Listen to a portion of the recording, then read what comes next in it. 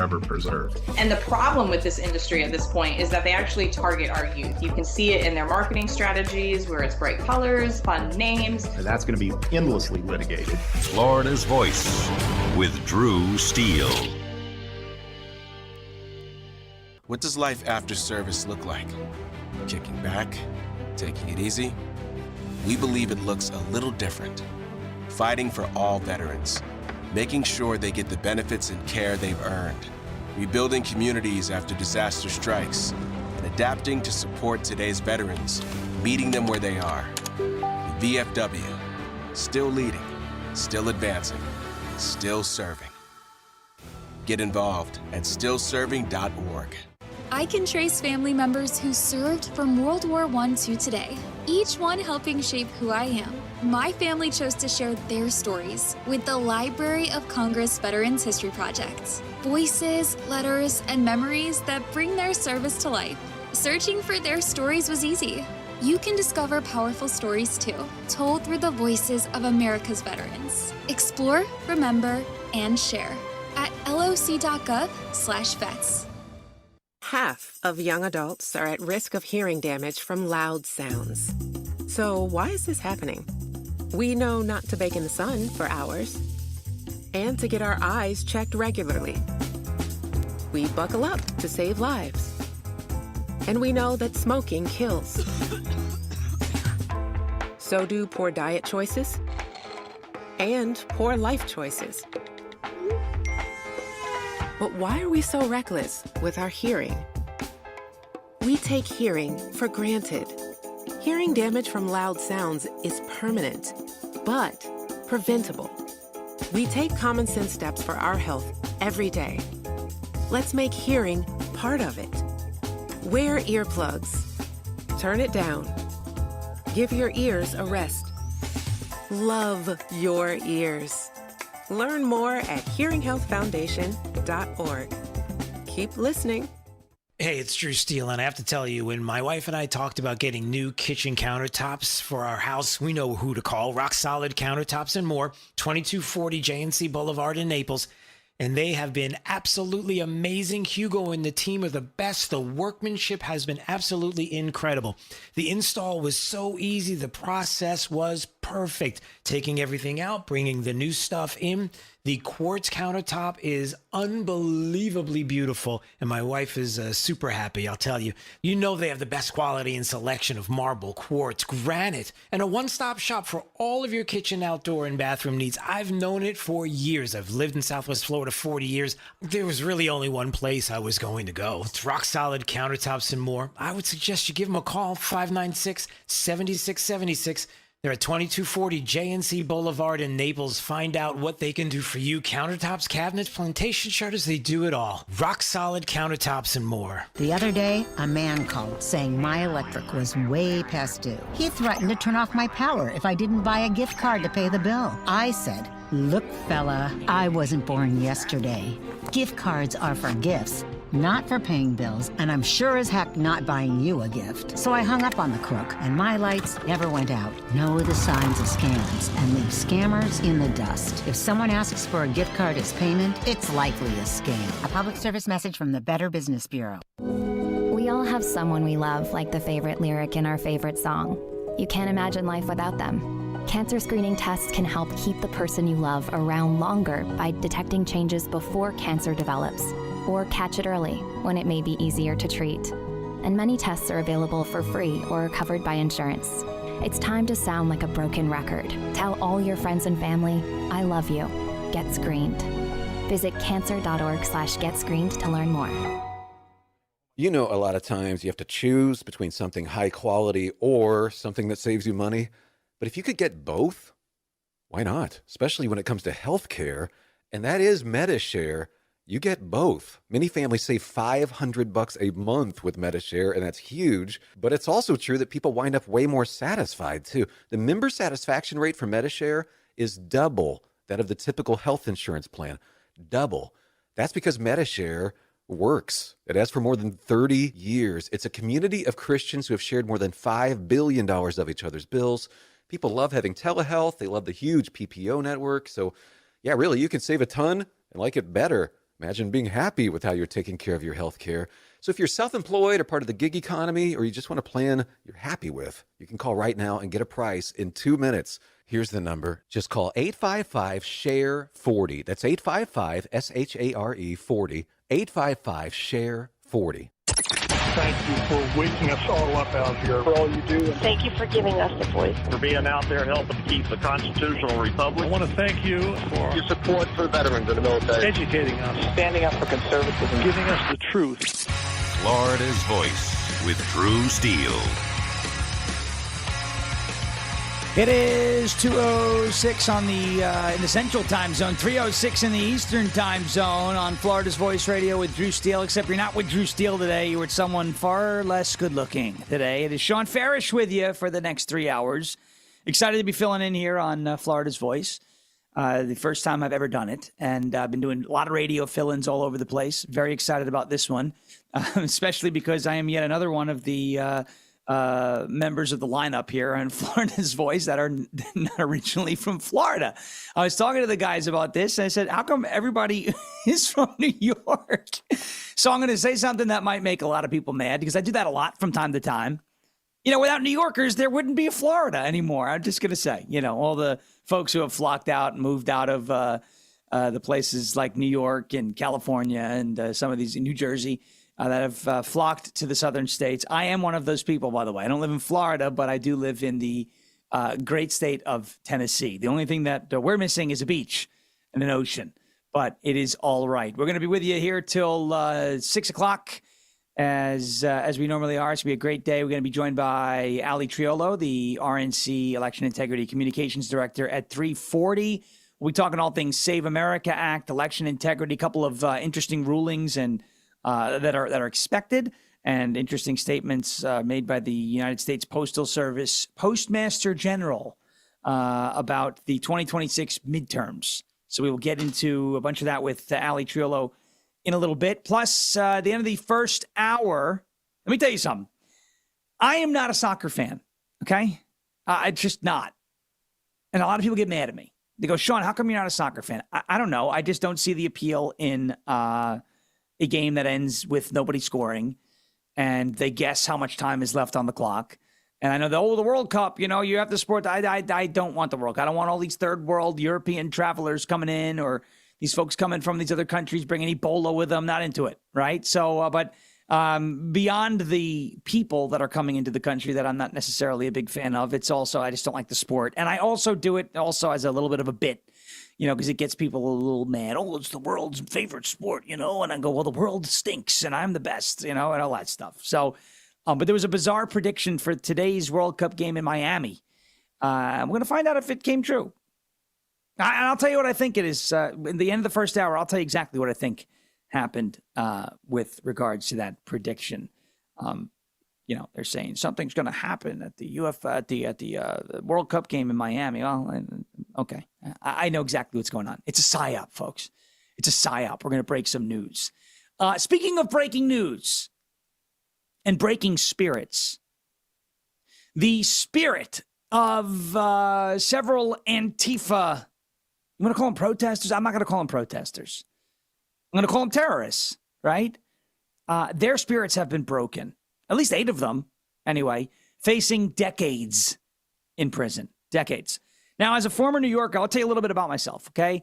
As a former New Yorker, when I spent some time in New York, my wife and I left New York in 2023.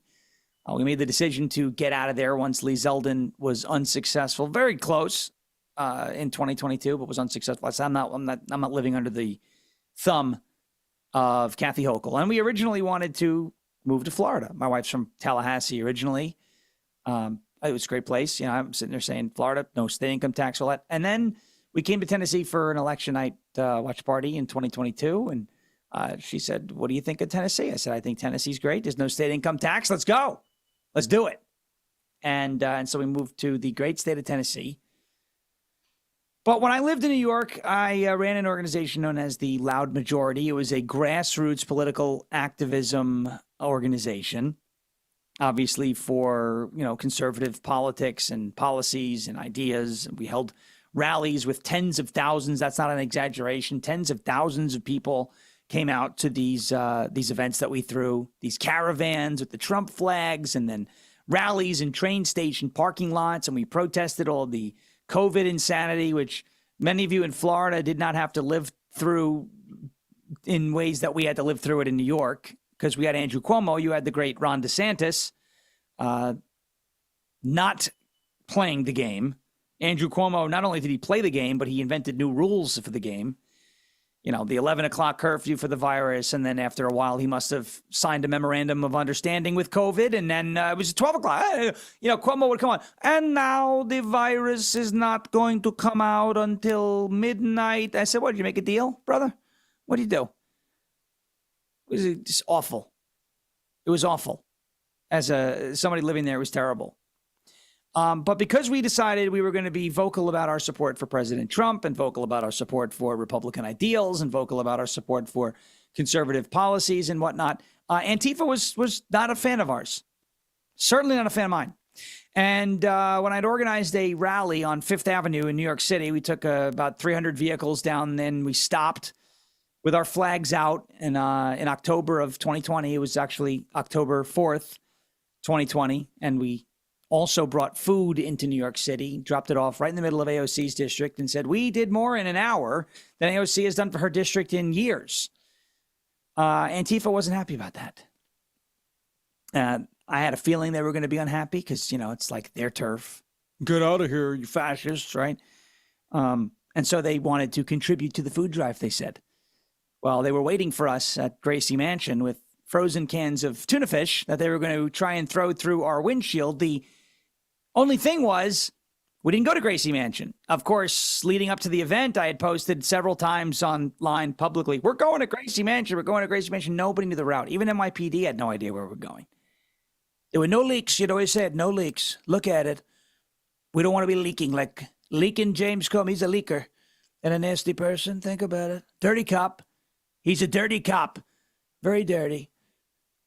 But there were no leaks, and so they were waiting for us at Gracie Mansion. There's probably still a few of them that are still waiting for us 6 years after the fact. But they weren't fans of ours. No, they weren't fans. Death threats, doxing, letters in the mail, people showing up at work, all that. It was terrible. They're terrorists. And when I hear people like Gerald Nadler, who has a bowel control problem, and Joe Biden, right, who is famous for saying this beauty. I no more think of myself as being as old as I am than fly. That's real. That's not AI. I no more think of myself as being as old as I am than fly. Nobody knows what that means, by the way. I don't know a single person who could translate that from Bidenese to English. I no more think of myself as being as old as I am than fly. Well, you had Joe Biden in the debate. Antifa's not a group, it's an idea. Jerry Nadler telling us that Antifa is a myth. The mainstream media saying Antifa's a conspiracy theory, or it's just a group of, protesters who don't like fascism. Well, no, now they're finally being treated as the terrorists that they are. Major convictions, major sentences finally handed down to these domestic terror thugs known as Antifa. In March, there were 8 defendants who were charged in the Prairieland ICE Detention Center trial, and they were all convicted for an attack on the detention center, which took place in last July. They were convicted in March of 2026. 8 defendants found guilty Friday, or this was back in March, of providing material support to terrorists for their roles in the Antifa attack on the Prairieland ICE Detention Center in 2025, marking one of the most sweeping terror-related convictions in the case to date. This on hotair.com, the great John Sexton summarizing this for us. The group arrived at the facility late that night, dressed in black, also known as Black Bloc, to avoid being identified. I don't think they should call it Black Bloc anymore, by the way, because that's racist. It should be block of color. We can't. It is 2026. We must be politically correct. They began spray painting anti-police graffiti. They slashed tires. They were just doing awful things. Okay, horrible. When Alvarado Police Lieutenant Thomas Gross arrived just before 11 p.m. and got out of his car, one of the protesters, the former Marine reservist Benjamin Song, who the prosecutors argued was the group's leader, allegedly yelled, "Get to the rifles!" He then opened fire with his AR-15 style rifle with a modified trigger that increased the rate of fire. According to investigators, the bullet passed through Gross's shoulder and out the back of his neck. Now, he's completed a full recovery. Thank God. That is a miracle.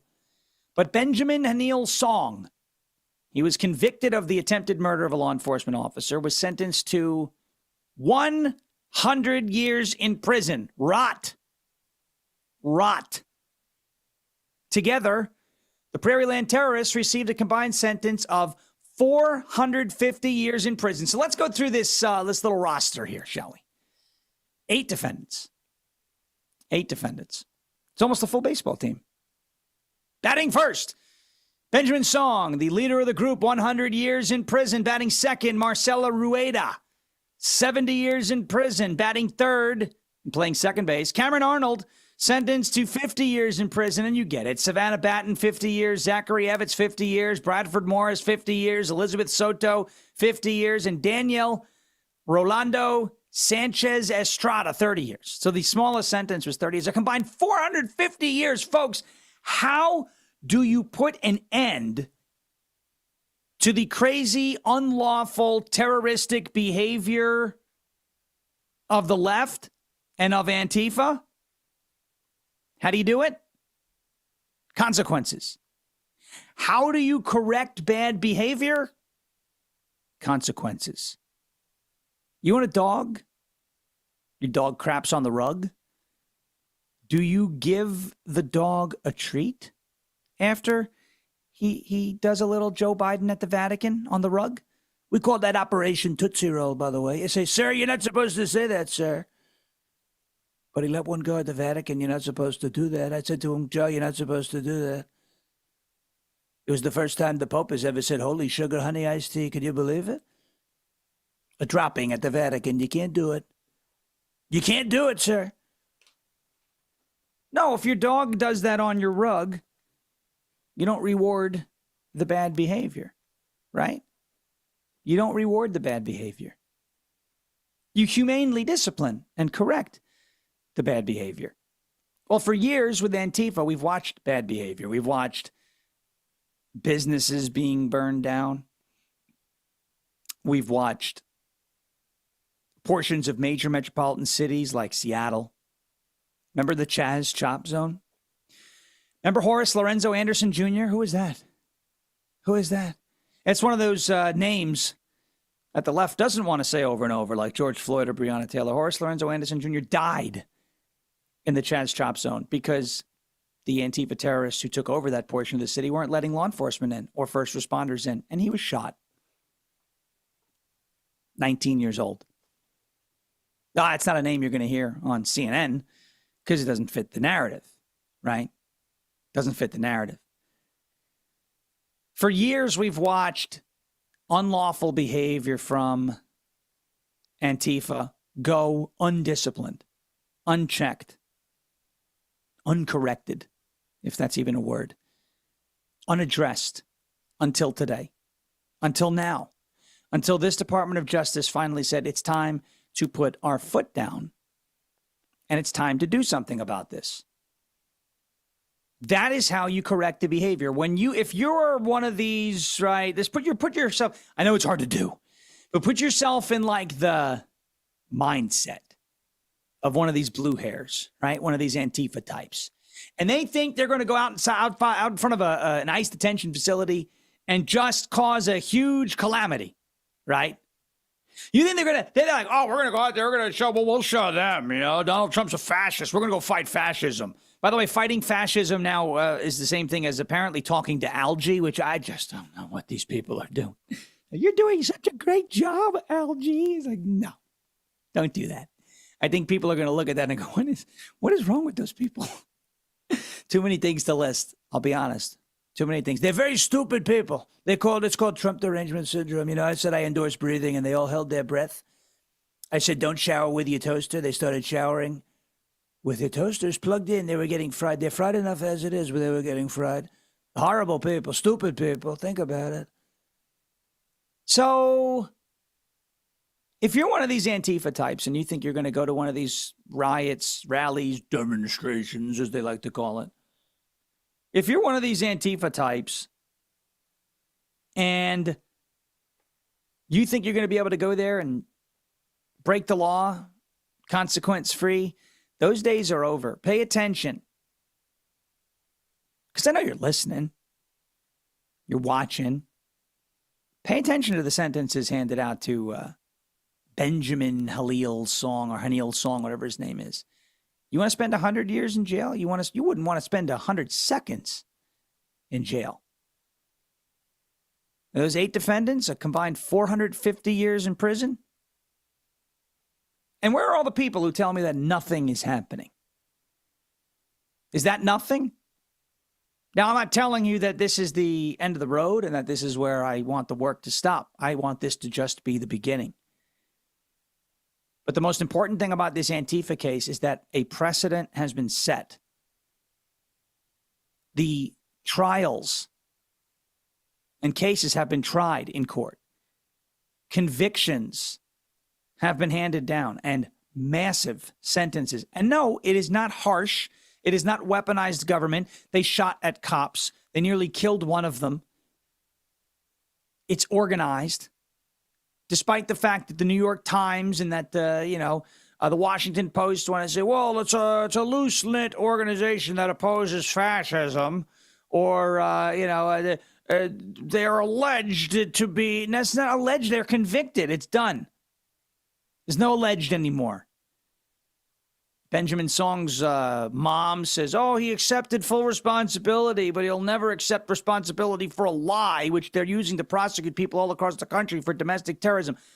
Lady, hello, hi. This is Sanity knocking on your door. This is the truth. I know you have a very loose relationship with the truth. Miss Hope Song, your son almost killed a cop. Your son told his cohorts, his comrades, get to the rifles when the police showed up. Your son's a terrorist. Your son's a bad reflection on you. And your son is going to jail for a very long time.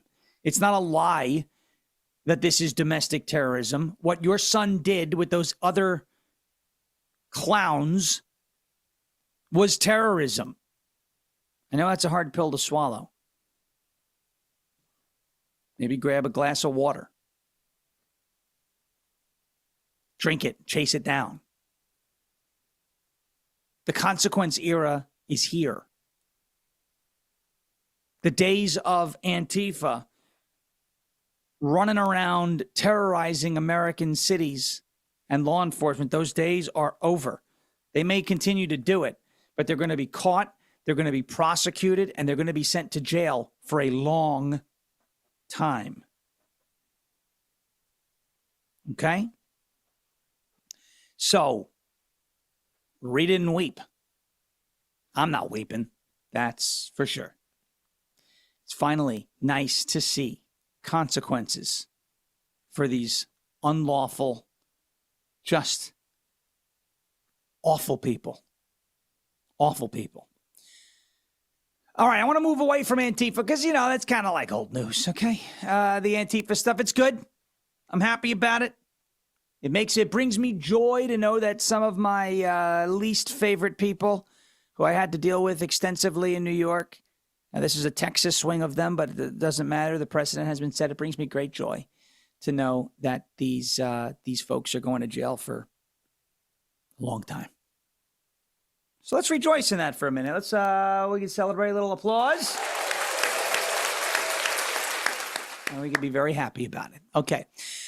Moving on, because we're going to be joined by Ali Triolo, the RNC Election Integrity Communications Director, in about 20 minutes from now. The Postmaster General. How you like him? Who's that? I don't even know who that is. I didn't even know we had a Postmaster General. But the Postmaster General just dropped the hammer on Congress.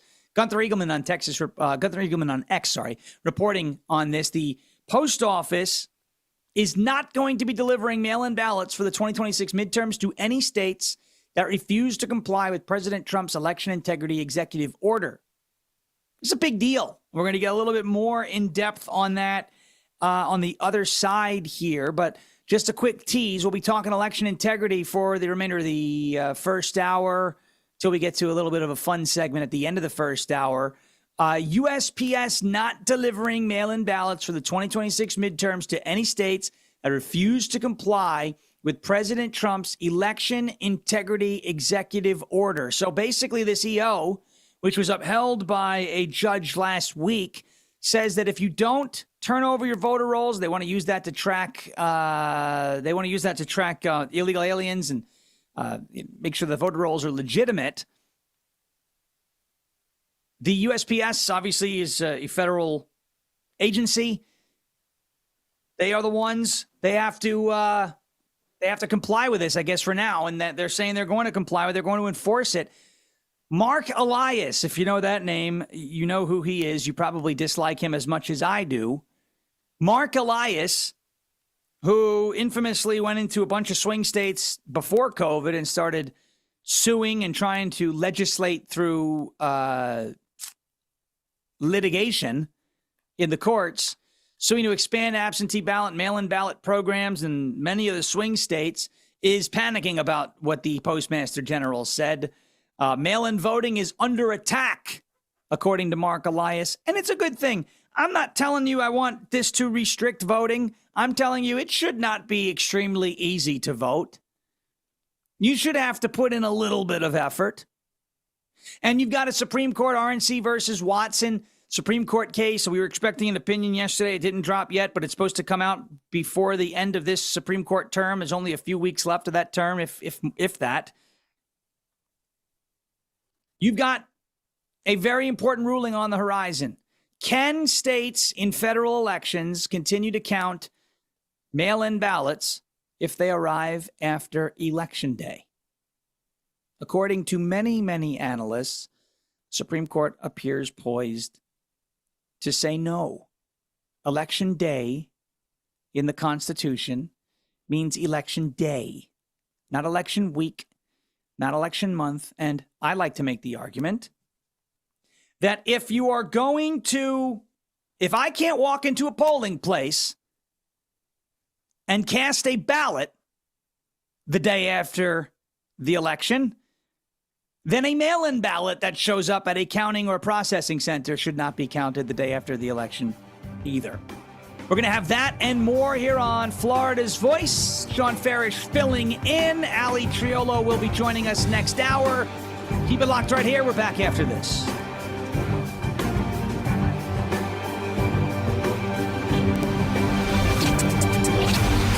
You're listening to Florida's Voice with Drew Steele. You know, a lot of times you have to choose between something high quality or something that saves you money. But if you could get both, why not? Especially when it comes to healthcare, and that is MediShare. You get both. Many families save $500 a month with MediShare, and that's huge. But it's also true that people wind up way more satisfied, too. The member satisfaction rate for MediShare is double that of the typical health insurance plan. Double. That's because MediShare works. It has for more than 30 years. It's a community of Christians who have shared more than $5 billion of each other's bills. People love having telehealth. They love the huge PPO network. So, yeah, really, you can save a ton and like it better. Imagine being happy with how you're taking care of your health care. So if you're self-employed or part of the gig economy, or you just want a plan you're happy with, you can call right now and get a price in 2 minutes. Here's the number. Just call 855-SHARE-40. That's 855-SHARE-40. 855-SHARE-40. Hey, Max, you look absolutely dashing in that purple tie.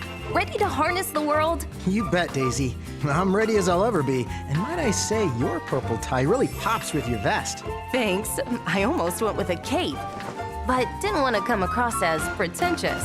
Nonsense. Anyone in our line of work should rock a cape. You might be onto something, Max.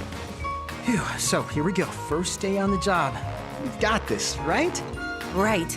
Don't forget, we both graduated from Dogs Inc. with honors. which means I can guide my human around a busy city with ease. And I can give my human a restful night. I hope my human is kind and loving. And I hope mine likes wet kisses and zoomies. Ready to make a difference? Born ready. Let's go. Discover how extraordinary dogs like Daisy and Max change lives at no cost to the recipients. Visit dogsinc.org. After my injury, I lost my sense of purpose. I lost the ability to tuck my daughters into bed. Homes for Our Troops build specially adapted homes with features that allow our veterans to function independently and focus on their recovery and family. This life-changing gift of freedom is provided mortgage-free thanks to our donors and supporters. Homes for Our Troops gave me a home where I can be a dad. Homes for Our Troops gave me a brighter future. We need you to join us too in completing this important mission. Learn more at hfotusa.org. I'm Chris Jakimick. I served in the United States Air Force and I deployed 3 times. Being a veteran, it's interwoven into your DNA. It is really the absence of the connection and the purpose that can really drive a lot of veterans to some negative thoughts. For those who are in a suicidal crisis, the window of time to save somebody's life is very short. Our duty is to protect ourselves and protect our families. And one way you can do that is store your weapons safely. Store all your guns securely. Help stop suicide. Brought to you by End Family Fire and the Ad Council. Since the dawn of time, man and wildlife have shared a connection. And hunting traditions passed down from generation to generation have connected man to the natural world. From bow and arrow to hook and bullet, as man evolved, our link to those traditions remains. Yet today, our basic instinct to provide and as part of the hunt, to conserve and appreciate the natural world has fallen under attack for the first time in human history. Misguided politicians and radical activists pushing an agenda to end hunting as we know it are leading a war against our heritage. In their misguided policies and protests, they demonize hunters and belittle our way of life. The result? Hunters leaving the sport in droves while our wildlife and ecosystems suffer the consequences as conservation funding dries up. Named after the father of the North American model for wildlife conservation, the International Order of T. Roosevelt is fighting in the arena to protect and expand the rights of hunters everywhere. We will fight back against these forces to make sure that every American has a right to hunt, enshrined in their state constitutions. We will educate the next generation in our traditions and seek to expand accessibility so that everyone can enjoy our pastimes. And we will continue to hold true to our namesake's efforts to protect, preserve, and ensure open access to our nation's wildlands. Teddy Roosevelt's vision for American conservation defines our modern hunting and conservation system. A system upheld by the idea that conservation efforts are crucial to our hunting way of life, and that hunters are crucial to successful conservation.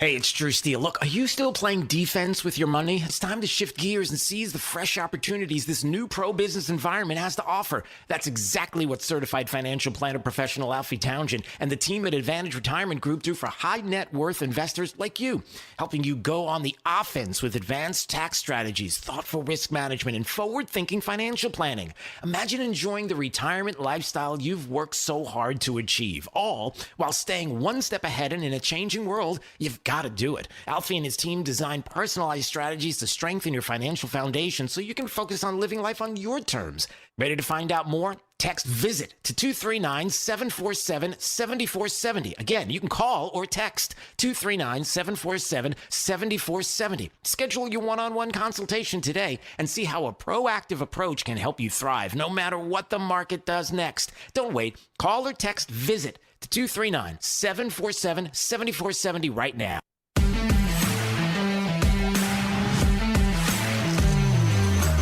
Now, back to Florida's Voice with Drew Steele. Welcome back to Florida's Voice. It's Not with Drew Steele today. Sean Farish with you till 6 o'clock. A big thank you to Drew and to producer Derek and Brendan Leslie giving me the opportunity to fill in today. It's been a lot of fun thus far. Hope you're enjoying everything. If you're not, Yell at me on X at Sean, SHAWN _FARASH. And if you are, well, you could let me know there too. But I know everybody loves to yell, to complain. They get very mad. Well, there's something to yell and to complain about, and it is the fact that the Senate, led by Republicans, allegedly, is not passing the Save America Act, despite the fact that voter ID is immensely popular with the American people. It is bizarre to watch, what's supposed to be people representing the American people's best wishes, public servants, just not serve the public. It's like going to a restaurant saying, I want a steak and I want it cooked, at best medium rare. And instead of getting a medium rare or better steak, you wind up getting a salad with like no meat in it. And the waiter or server comes up and says, well, just deal with it. No, you're supposed to serve me the meal that I ordered. And that's what's happening in the Senate right now. Our servers and servants are not delivering us the meal that we ordered. Joining us now on Florida Voice is Florida's Voice is the RNC Election Integrity Communications Director, Ali Triolo, to give us an update on this. Ali, thank you so much for joining us here on Florida's Voice. So President Trump was on Capitol Hill today with the Senate Republicans, talking about the Save America Act. What have you heard on that meeting today? Well, President Trump came forward with Senate leadership and said that it was a fairly good meeting. So we, of course, are hopeful that the Save America Act will get over the finish line. There's been a lot of press today, and I definitely think that people are feeling the heat. But the reason this has been stalled in the Senate, Speaker Mike Johnson said it this morning, is that every single Democrat continues to vote against this common sense legislation. So I would argue, Sean, that they are the worst servers of all time.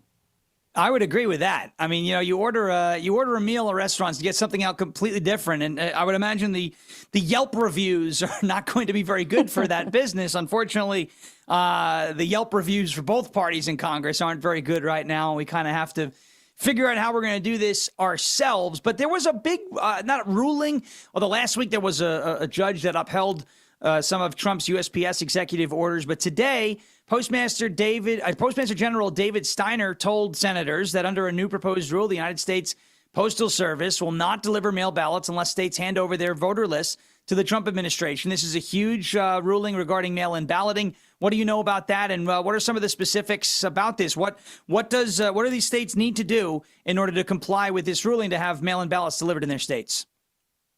Well, President Trump is doing everything he can to secure our elections, passing multiple executive orders and fighting tooth and nail in court to make sure that our states are following the law by maintaining their voter rolls. This is a major arm of what we do here at the RNC, as we actually launched the largest ever public records requests in 48 states and Washington, D.C., to make sure that states are following the law when it comes to removing people that have moved from their voter rolls, getting the dead people off the voter rolls. We even partnered with the New Jersey GOP recently to expose hundreds of non-citizens that were actually on the Garden State voter rolls and even found proof that they were voting in state elections. So as the Democrats continue to gaslight the American people and say that election fraud isn't happening, non-citizens aren't voting in our elections, the RNC, the DOJ, the Trump administration, and many other conservatives are finding proof that this is happening, and we're doing everything we can to stop it. Well, I'm glad you brought up the concept of dead people on the voter rolls, because you hear this all the time. I hear it all the time. Oh, election fraud is not real. I remember when I was living on Long Island, I was at a Republican meeting, one of these groups, and somebody was going on, and I could tell he was kind of just bloviating about election fraud. We're going to get to the bottom. And I said, let me just ask you a question. Can a dead person vote? And he said to me, no. I said, why? And he said to me, because they're dead. And I said, okay, but then why are they voting? That's election fraud. And don't tell me that it can't swing the election, because if the election is decided by one vote, then it can swing an election. Dead people physically can't vote. Why? Because they're not alive, unfortunately, right? So the fact that this is happening and people are like, yeah, well, no, it's not. Yeah, well, your vote's getting canceled out by somebody who can't vote. Same with these non-citizens who constitutionally do not have the right to vote in this country, which brings me now to another aspect of election integrity that we're watching now is the mail-in ballot situation. And I don't know, maybe this is just too common sense for the way Washington, D.C. works and national politics. I cannot show up at a polling place the day after Election Day and go, I'm here to vote. Give me a ballot. Let me fill it out. And I'll just say that I did it yesterday. But if I do it by mail and have it postmarked, let's say Los Angeles, June 2nd, it can be counted. So you have this case in front of the Supreme Court, RNC versus Watson. What are you expecting at the RNC with regards to this ruling, and what implications would that have? Let's just start with federal elections, which is, from what I understand, what it's covering. Yeah, I'm so glad you brought this up. I was just going to talk about it when you mentioned strengthening security around mail-in ballots. This is the RNC's landmark case that is before the Supreme Court right now, and we're expecting a decision any day as we are nearing the end of opinions for this term from the Supreme Court. And what this would do is it would force all mail-in ballots to be received by Election Day in order to be counted. What we're seeing in California, the primary happened over 2 weeks ago, and still we don't have results. We know that this is terrible for election security, for trust in our elections, and of course opens the opportunities for fraud. So we are feeling extremely hopeful about this case. We had a positive ruling in Mississippi, and now it's in the hands of the Supreme Court. So what implications does this have for state races, right? So from what I understood, this has federal implications, but would this influence something like a Los Angeles or a New York, where I'm from originally, which is just, oh my gosh, I still get election mail. My parents tell me they're trying to send you ballots. Like, well, don't vote for me because they'll put you in jail because we're Republicans, right? What does this mean for state races, right? Does this mean the states can count ballots after Election Day for state races, but not federal races? How does it? Do they have to now create two separate ballots to bifurcate the two things? What does this mean if we get a positive ruling here? Well, right now there are 14 states around the nation and Washington, D.C. that do accept ballots after Election Day and count them for days or even weeks like we're seeing in California. So once the Supreme Court issues the ruling, we can, of course, take action on figuring out, okay, what this means, how we can enforce it, and make sure that all of our states are complying, whether that's from a federal perspective or state and local elections. The RNC has more than 150 active cases right now in more than 30 states, and we do everything from fighting, of course, at the highest court level of the Supreme Court, and then, of course, making sure that states' laws around election integrity are followed. We just sued Georgia, making sure that their election law is upheld. We are fighting to make sure that Arizona's proof of citizenship law is upheld. So this is a very vast and broad issue, and the RNC is involved in kind of every facet to make sure that election integrity is protected, whether it's state laws or, of course, at the federal level. All right, it's a great news. It is great news to see the lawfare game that has been played so successfully by, Democrat-aligned attorneys, like, for example, someone who's not having a good day today, Mark Elias.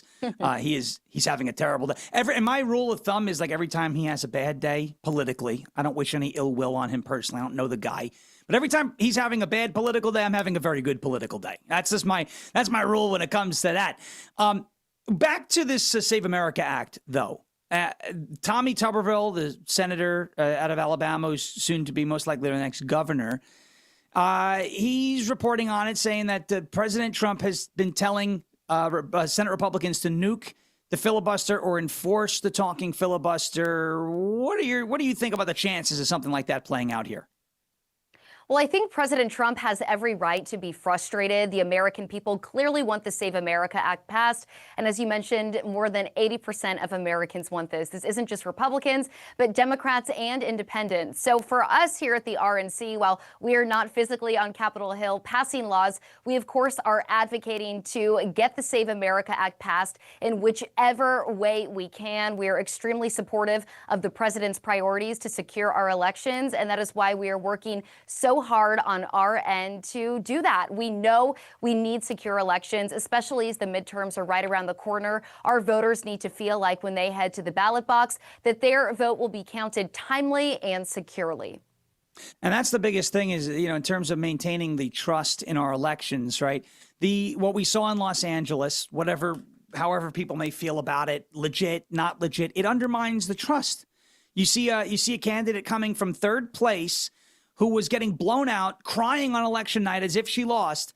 Out of nowhere, this flood of mail-in ballots comes in a week after the election, and it completely changes the results. And if it can happen in California, it can happen anywhere else. And if it can happen in a mayor's race, it can happen in a congressional race. It can happen in a Senate race. It can happen in a presidential race where we saw, things that kind of looked like that in 2020. And that opened a lot of people's eyes to some of the flaws and the imperfections with regards to our elections. So when you look at not just the mail-in ballots, but the Save America Act, that one of the biggest talking points against the Save America Act is the ID requirement. And I say, why? If you need ID to board a plane, if you need ID to buy alcohol, there was a rule in New York for a couple of weeks where you actually needed to show ID to buy whipped cream because of the compressed air in there. They were afraid, I don't know, that kids were going to start, doing like whippets or something. I don't know, in New York. But you don't need ID to vote. You need ID. Did you know this? In the Obama Presidential Library, that monstrosity of a building, right, that abomination in Chicago, you need ID to prove that you're from Chicago if you want to enter that building for free, but you don't need ID to vote. What do you say to critics who believe that asking for identification is somehow racist or a means of voter suppression? Well, don't forget that socialist leader Mondami also required 3 forms of ID in New York to volunteer to shovel snow. So we can't make this stuff up. We know that Democrats are hypocrites. And the only reason that they do not want common sense voter ID is the only way that they can stay in power is to cheat in our elections and recruit non-citizens to vote for them. We know showing ID is the backbone of integrity when it comes to our elections. And this is what I always say. America is the very best country in the world, and there is no excuse that our elections also aren't the best and most secure in the world. Dozens of other countries around the world require ID and proof of citizenship to vote, and it is due time that America get in line and pass the Save America Act, require these common sense election integrity measures, and we are all for it here at the RNC. And not only just us, but again, 80% of Americans want this. Ali Triolo, RNC Election Integrity Communications Director, thank you so much for joining us on Florida's Voice today. Keep up the great work. Thank you. Thank you. God bless. All right. Ali Triolo joined us here, Florida's Voice, and big information, lots of information, good information on the fight to secure America's election. Yeah, I'm happy she brought up that the Mamdani. I forgot all about that. They call it Jim Crow 2.0. You're asking for ID. I called that one Jim Snow 2.0 because they were asking for ID. And you know why they did that, right? Because they can't knowingly hire somebody who's a non-citizen or isn't authorized to work. It would be against the law. So they had to prove that they were citizens and authorized to work in New York and in the United States. It's funny. They follow the rules when they have to, but when they don't have to, and it could be untraceable in a way to manipulate election results, they play fast and loose. It's very interesting, isn't it? It's very interesting. I think so. The fight to secure our elections is more important than just about any other fight. Maybe. I would put it right there on an even plane with immigration and the illegal immigration crisis in this country, which has directly contributed to the affordability issues that we have in this country. Very thankful to have been joined by Ali Triolo, the RNC Election Integrity Communications Director. Now, we are going to get ready to take a quick break here on Florida's Voice. We will be back with a fun story about the World Cup. It's not often that I can have fun talking about soccer, but we will have some fun on the other side of this break. Sean Farish filling in on Florida's Voice for Drew Steele. Back after this.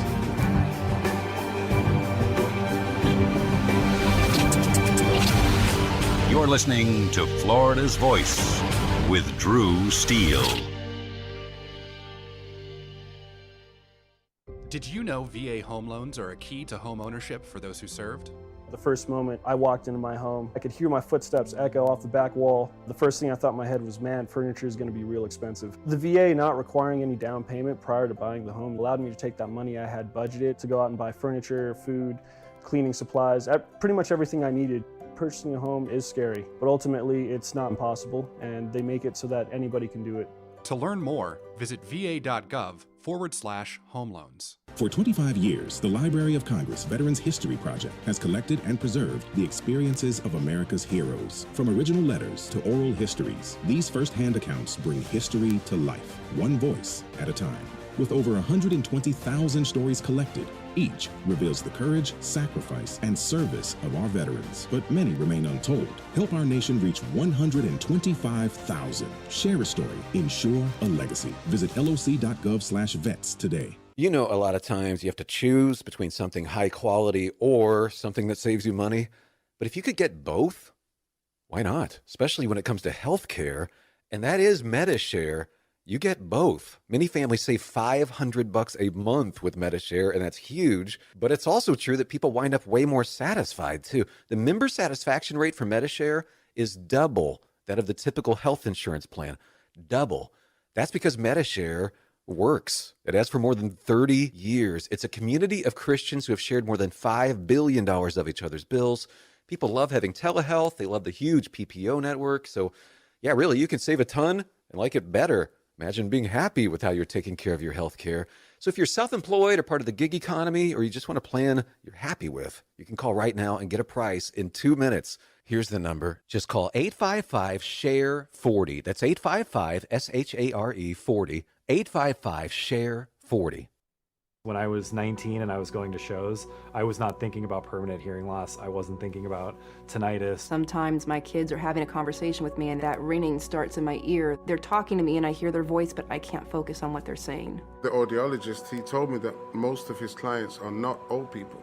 They're kids that have their earphones in. I have a lot of regret about not protecting my ears sooner. Protect your ears at all times, no matter what. It's not something you can get back.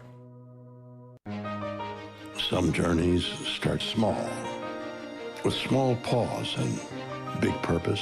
Look how little fly, you sweet girl. Every great partnership begins with the first step. Bella, let's go. Guiding them through the world so one day they can guide someone through life. With shared experience, confidence grows, and the path becomes clear. It takes time, patience, and love.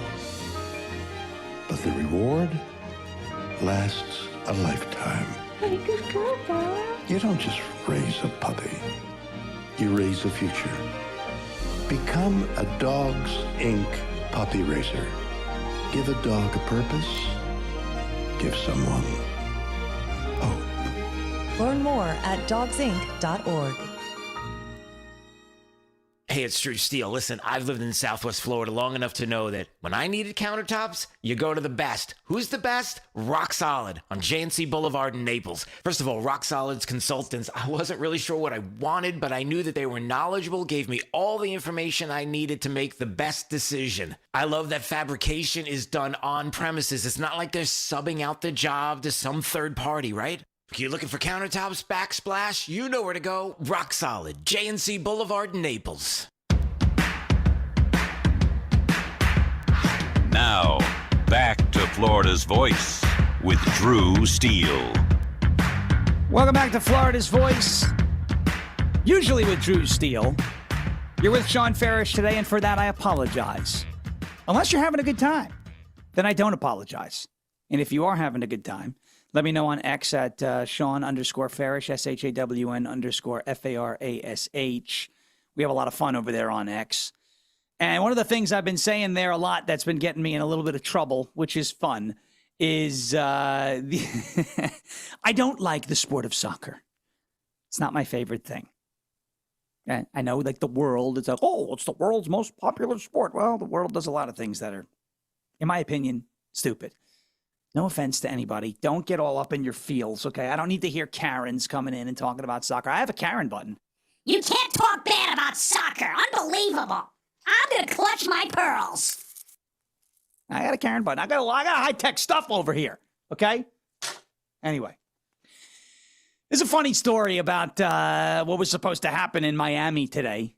Miami, as you know, the home of the Miami Dolphins. The fruitiest football team in the history of the NFL. If you're a grown man running around in teal, just retire, okay? This is coming from a New York Jets fan. At least we don't wear teal. That's probably the only thing we've gotten right with that joke of a franchise. Well, there was a psychic. Apparently a psychic predicted an alien invasion at the Brazil versus Scotland match today. Someone's name, Baba Vanga, I don't know who this is. A prophecy of an alien invasion of a sporting event was revived by a self-styled psychic. Quote, I saw so much screaming. Okay. You know what I think this is? Nobody in this country cares about soccer, so they needed to do the aliens thing to bring some publicity to it. I think that's what it is.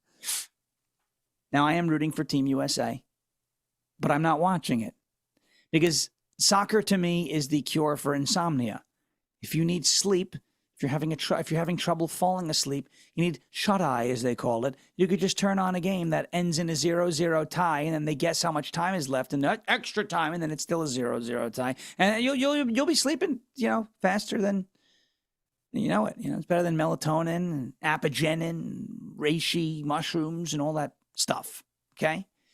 No, I'm only kidding, but somewhat kidding. I think they did this alien invasion thing to generate some hype. I know people who are watching the game now to see if aliens come, not to watch the awful sport known as soccer. I'm not a fan. But I do watch it to see. Here's the thing. People will be like, yeah, but bro, don't you watch NASCAR?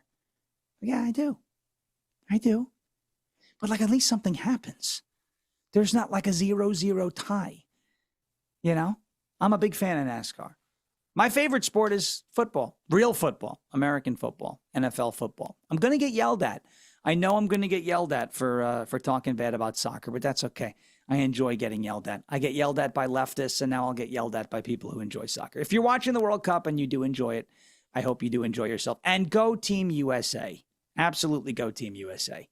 One of the best moments this year, I believe, was in the Olympics. When not once, not twice, but thrice, it was the women, it was the paraplegic team, it was the men who beat Canada. Canada, you look at Canada, the French came out. We beat them. In hockey, you look at, they say 75% of the world is covered by water, the rest is covered by Connor Hellebuck. We love it. They did a tremendous job.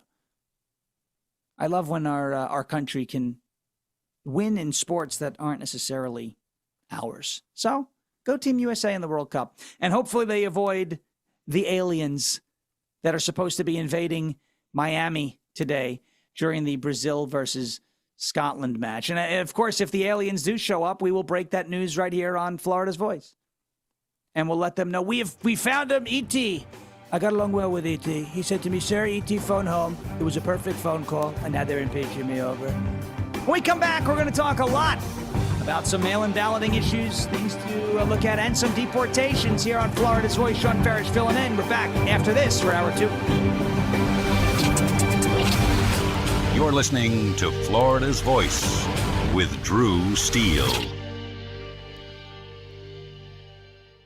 My name is Corporal Bradley Joseph Seitz. Jerry Reed. Kate Weber. These are real veterans facing a real challenge. I have PTSD. And I have PTSD. I have PTSD.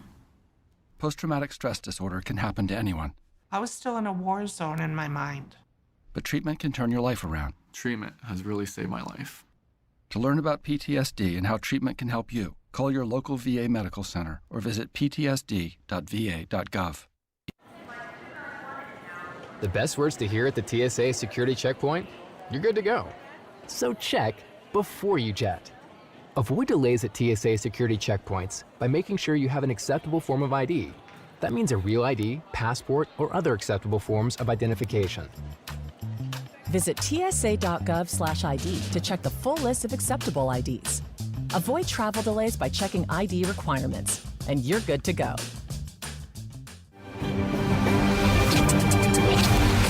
You're listening to Florida's Voice with Drew Steele. Florida's Voice with Drew Steele. Congratulations on the show. Congratulations on your new show. Big deal, huh? That's why shows like yours are so important. We have an independent county elected sheriff that's the head of law enforcement in Jacksonville/Duval County, and I know how to work toward making this city safe. We can't be shy about speaking on things such as faith and politics. We have to remember, in a free society, the public square belongs to all of us. I'm not interested in North Florida looking like Orlando or Miami. I love where we live, but I think that good jobs means that people that live in this district can stay in this district. Fishing and hunting is funding a large part of your conservation projects in Florida, and we want to make sure that those are forever preserved. And the problem with this industry at this point is that they actually target our youth. You can see it in their marketing strategies, where it's bright colors, fun names. And that's going to be endlessly litigated. Florida's Voice with Drew Steele. What does life after service look like? Kicking back? Taking it easy? We believe it looks a little different. Fighting for all veterans. Making sure they get the benefits and care they've earned. Rebuilding communities after disaster strikes. And adapting to support today's veterans. Meeting them where they are. The VFW. Still leading. Still advancing. Still serving. Get involved at stillserving.org. I can trace family members who served from World War I to today, each one helping shape who I am. My family chose to share their stories with the Library of Congress Veterans History Project. Voices, letters, and memories that bring their service to life. Searching for their stories was easy. You can discover powerful stories too, told through the voices of America's veterans. Explore, remember, and share at loc.gov/vets. Half of young adults are at risk of hearing damage from loud sounds. So why is this happening? We know not to bake in the sun for hours and to get our eyes checked regularly. We buckle up to save lives. And we know that smoking kills. So do poor diet choices and poor life choices. But why are we so reckless with our hearing? We take hearing for granted. Hearing damage from loud sounds is permanent, but preventable. We take common sense steps for our health every day. Let's make hearing part of it. Wear earplugs. Turn it down. Give your ears a rest. Love your ears. Learn more at hearinghealthfoundation.org. Keep listening. Hey, it's Drew Steele, and I have to tell you, when my wife and I talked about getting new kitchen countertops for our house, we know who to call. Rock Solid Countertops and More, 2240 JNC Boulevard in Naples. And they have been absolutely amazing. Hugo and the team are the best. The workmanship has been absolutely incredible. The install was so easy. The process was perfect. Taking everything out, bringing the new stuff in. The quartz countertop is unbelievably beautiful, and my wife is super happy, I'll tell you. You know they have the best quality and selection of marble, quartz, granite, and a one-stop shop for all of your kitchen, outdoor, and bathroom needs. I've known it for years. I've lived in Southwest Florida 40 years. There was really only one place I was going to go. It's Rock Solid Countertops and More. I would suggest you give them a call, 596-7676.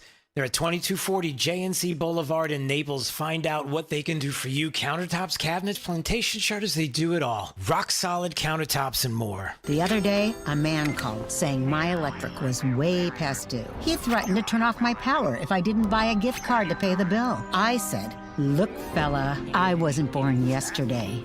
Gift cards are for gifts, not for paying bills, and I'm sure as heck not buying you a gift. So I hung up on the crook, and my lights never went out. Know the signs of scams and leave scammers in the dust. If someone asks for a gift card as payment, it's likely a scam. A public service message from the Better Business Bureau. We all have someone we love, like the favorite lyric in our favorite song. You can't imagine life without them. Cancer screening tests can help keep the person you love around longer by detecting changes before cancer develops, or catch it early when it may be easier to treat. And many tests are available for free or are covered by insurance. It's time to sound like a broken record. Tell all your friends and family, I love you. Get screened. Visit cancer.org/getscreened to learn more. You know, a lot of times you have to choose between something high quality or something that saves you money. But if you could get both, why not? Especially when it comes to health care, and that is MediShare. You get both. Many families save $500 a month with Medishare, and that's huge. But it's also true that people wind up way more satisfied, too. The member satisfaction rate for Medishare is double that of the typical health insurance plan. Double.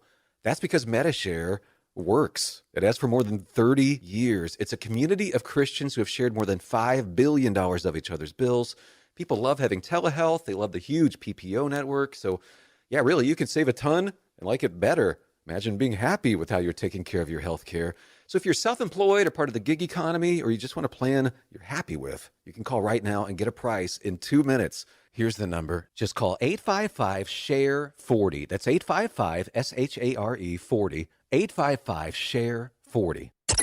Thank you for waking us all up out here, for all you do. Thank you for giving us the voice. For being out there helping keep the constitutional republic. I want to thank you for your support for veterans in the military. Educating us. Standing up for conservatism. Giving us the truth. Florida's Voice with Drew Steele. Welcome back to Florida's Voice. John Farish filling in for the great Drew Steele. Another New Yorker in for a New Yorker on Florida's Voice. Without New York, Florida might not exist. I'm only kidding. Florida's a great state, actually. When COVID was in full swing, and I was visiting Florida frequently, because let me just tell you this story. Can I tell you this story? I'm going to tell you this story. I'm going to tell you this story mainly so producer Derek can't yell at me for crapping on soccer, by the way, because he's probably not happy. I got some shots in. He's a big fan of soccer, and that's okay. Nothing personal, but I hate that sport. But I'll tell you a quick story. So everyone knows me as like the Trump guy, right? You know, oh, you do the Trump voice, you do a tremendous job. A lot of people know that. Everybody knows that. They say, sir, nobody does it quite like you do it. You say the things that he would say, you know, and you do a fantastic job. So everyone like knows me because of that. And I was getting started in political activism well before I put that on the internet. But long story short, with that group I was talking to you about in the first hour, Loud Majority, we were knocking on doors and petitioning, getting signatures to get, you may have heard of her. She is the councilwoman in New York City Council, District 19, Vicky Palladino. Firecracker, absolute firecracker. You'll see her on Newsmax and Fox News from time to time. She's a take no sugar honey iced tea woman from Queens, Italian from Queens. You don't mess with people like that. But we were before she was elected, before she was even qualified for the primary, we were walking around knocking on doors, collecting signatures to get her on the ballot. And a friend of mine said to me in the middle of that process, you should take that Trump voice that you do and put it on TikTok. And I said, I don't want to do that. I can't do that because it's owned by China, and we have a big problem with China. Think about it. The China virus, a lot of bad things. You look at Fauci, you look at Wuhan. We don't want to do that. He goes, no, you got to do that. So I started doing that, and I started remixing, some Dr. Seuss. Remember they came for Dr. Seuss? They said Dr. Seuss was racist, right? So I said, we do not like green eggs and ham. We do not like them Lindsey Graham. We will not eat them in South Carolina with the virus that came from China. We will not eat them with Mitch McConnell or that horrible person, Rosie O'Donnell. I do not like green eggs and ham. I do not like them, Lindsey Graham. And so I started doing that, and it started, kicking off. It started taking off. And eventually, a couple of those videos hit the X platform, and everyone found out that they were my videos anyway. But in the meantime, in all of that, the reason why I'm telling you this story is because a woman, a beautiful woman, a talented woman, commented on one of my videos on TikTok and loved one of the lines on there. It was Trump, pretending to take credit for William Shakespeare. And I called him Bill, right? We call him Bill. Tremendous guy. I called him Bill. William Shakespeare. To be or not to be. And she thought that line was funny. And I also, it's not one of my greatest lines, but it's a good line. Okay. I looked at the profile picture in some of her videos and I said, wow, look at that. It's a beautiful person. Followed her on Instagram, slid in the DMs like all 29-year-olds would do at the time. And she happened to be living in Tallahassee. She's now my wife. So thank you. Thank you, China. Sometimes you do get some good things from China. But I visited Florida a lot during 2022. and COVID restrictions were still in place in New York. I mean, I would get back from these trips and there were the people at the airport. They were like, they were Karening at me. You have to write your name down and tell us where you're coming from so we can follow up with you. And I was like, no, I'm not playing the game. So I had one guy in the airport was like, you have to write your name down. And I was like, let me just tell you something. Look at you and look at me. I'm definitely faster than you. So you're going to chase me all around the airport. And while you're running after me to put the name on the piece of paper that I'm not going to do, you're going to let everybody else off of this plane. So I think you should just cut your losses and let me walk back to my car, or you can risk losing the rest of the names of people coming off the plane.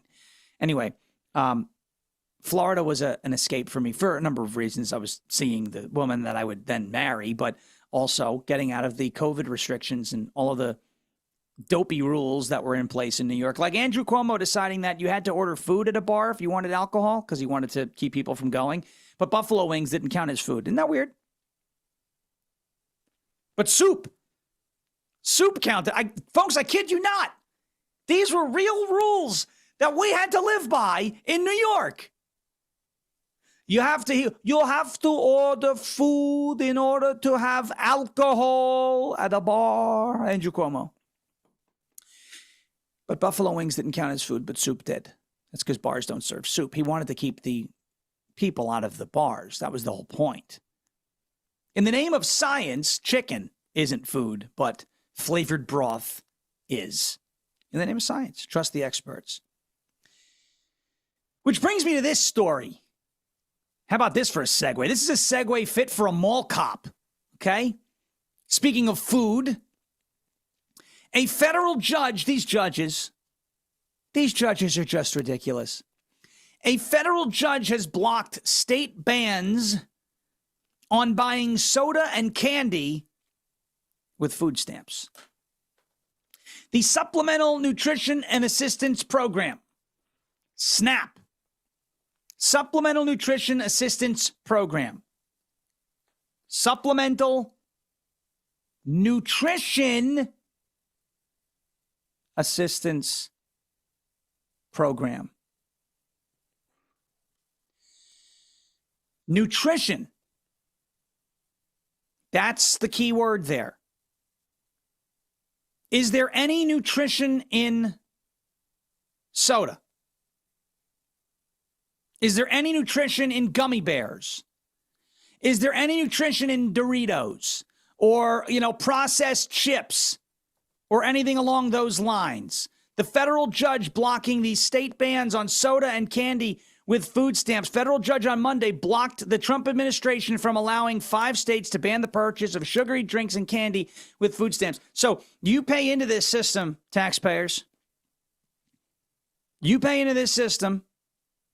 And listen, I'm not trying to shame anybody who has to use SNAP or some of these welfare programs, these social services, whatever it might be.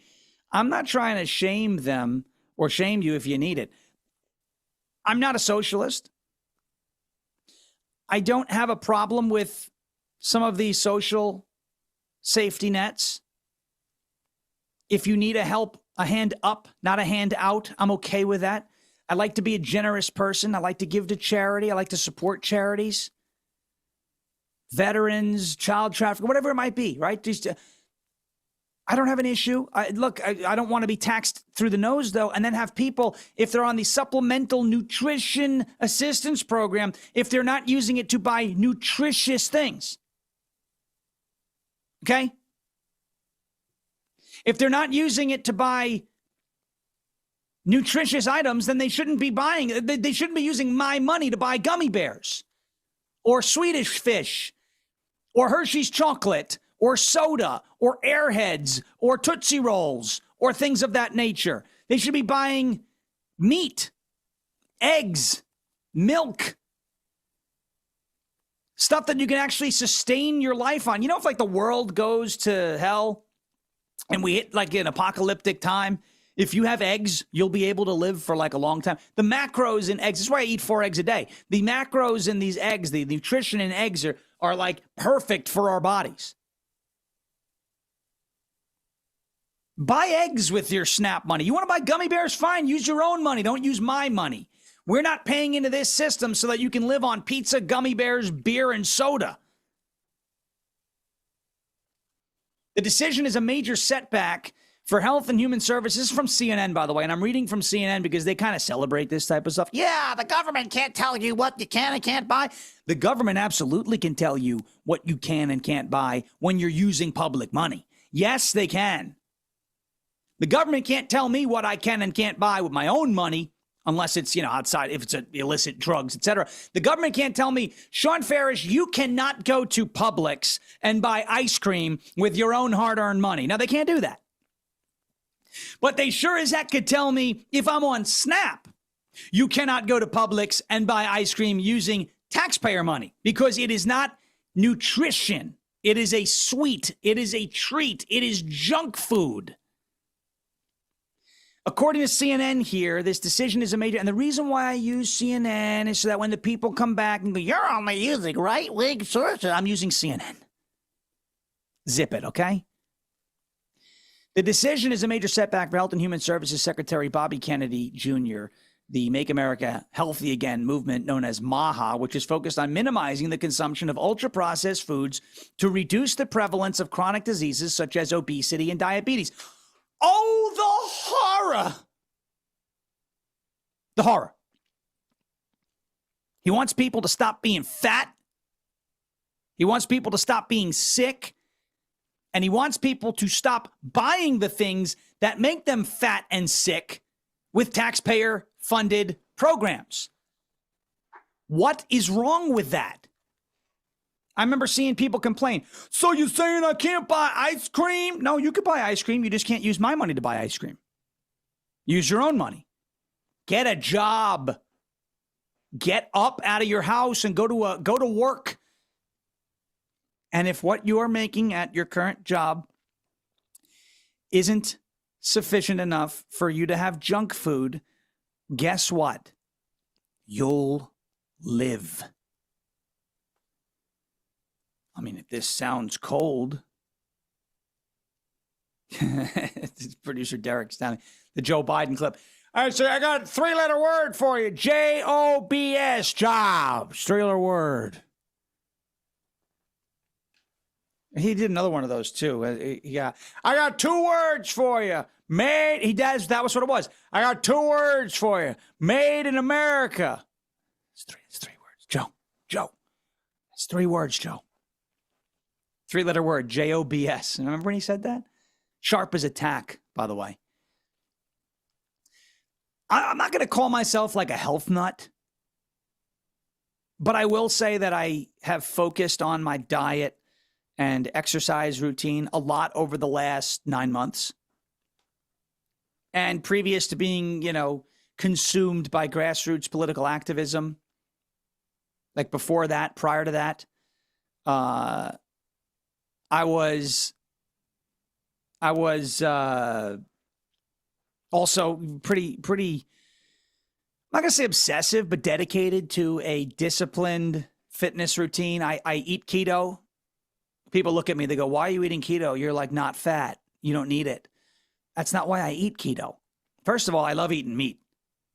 That's why I'm like really trying to make sure I don't get bit by one of those ticks with the alpha gal crap. Because I love beef. I love pork. And like if I can't eat beef and pork, guys, it's gonna be a problem.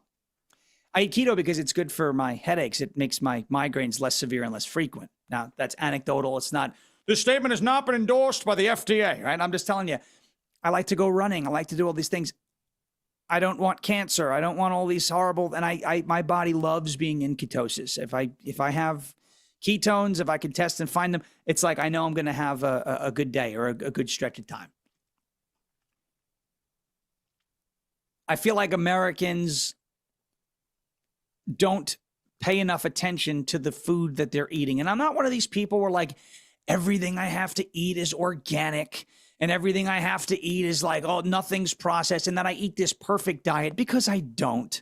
And the pork that I get from the supermarket, I'm sure has got hormones in it. And, there's an argument, oh, they get cooked off and the water, the microplastic, there's stuff that I do that's not by the books. But I can tell you this, if I was on the Supplemental Nutrition Assistance Program, I wouldn't be buying junk food.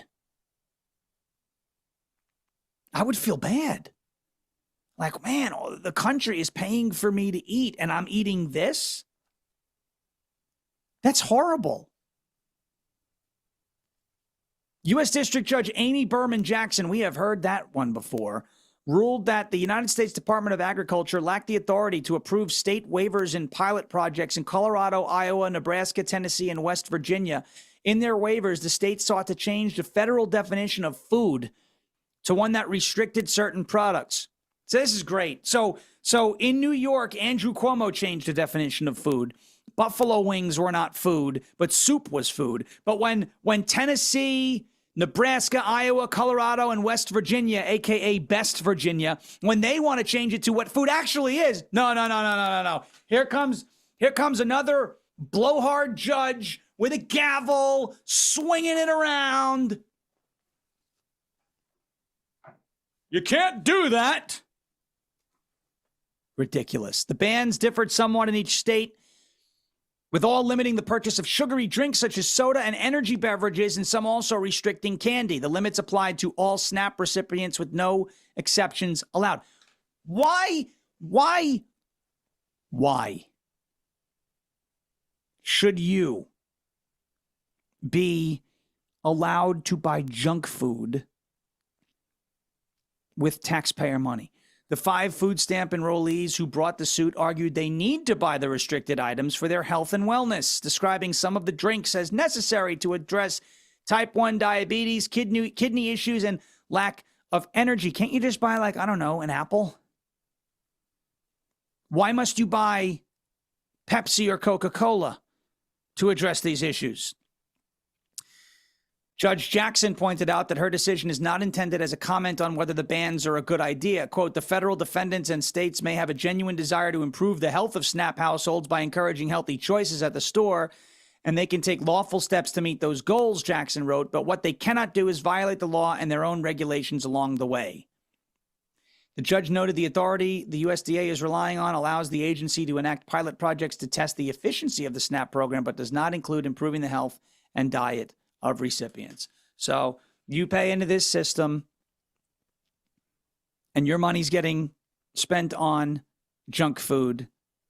And of course you get 5 people to say, well, I have this disease and I have that disease and that's why I need to buy this and that's why I need. And so now you're going to get a bunch of people in, because of this ruling, exploiting the system and not making themselves any better. If you're on SNAP, you shouldn't want to live on SNAP forever. It's a hand up, not a hand out. Same with, other forms of welfare. You should use it to get back on your feet. Try and get back on your feet as soon as possible. I know that in some cases that's easier said than done. And get off of that program. I say the same thing about, let's say, Ozempic, right? If you have to take Ozempic to lose weight, I'm not going to shame you for it. However, if you eat yourself into a bad situation and then inject yourself or pill yourself back to a healthy weight, that's wrong. And you're going to screw your whole body up, and who knows down the road what's going to happen to you. But if you're one of these folks who is extremely overweight and you need a little help to get, pushed in the right direction, right? Let's say a little bit of just take a little bit of weight off so it's easier on your joints, so you could start an exercise routine, and you're going to use Ozempic for a little bit of time to help get kick-started. That's what it's there for. It's not there for you to live off of. SNAP is not there for you to live off of, especially if you're going to buy crappy food. Because guess what? If you're getting SNAP benefits and you're eating junk food, chances are you're not in good health, and then we got to pay for that too.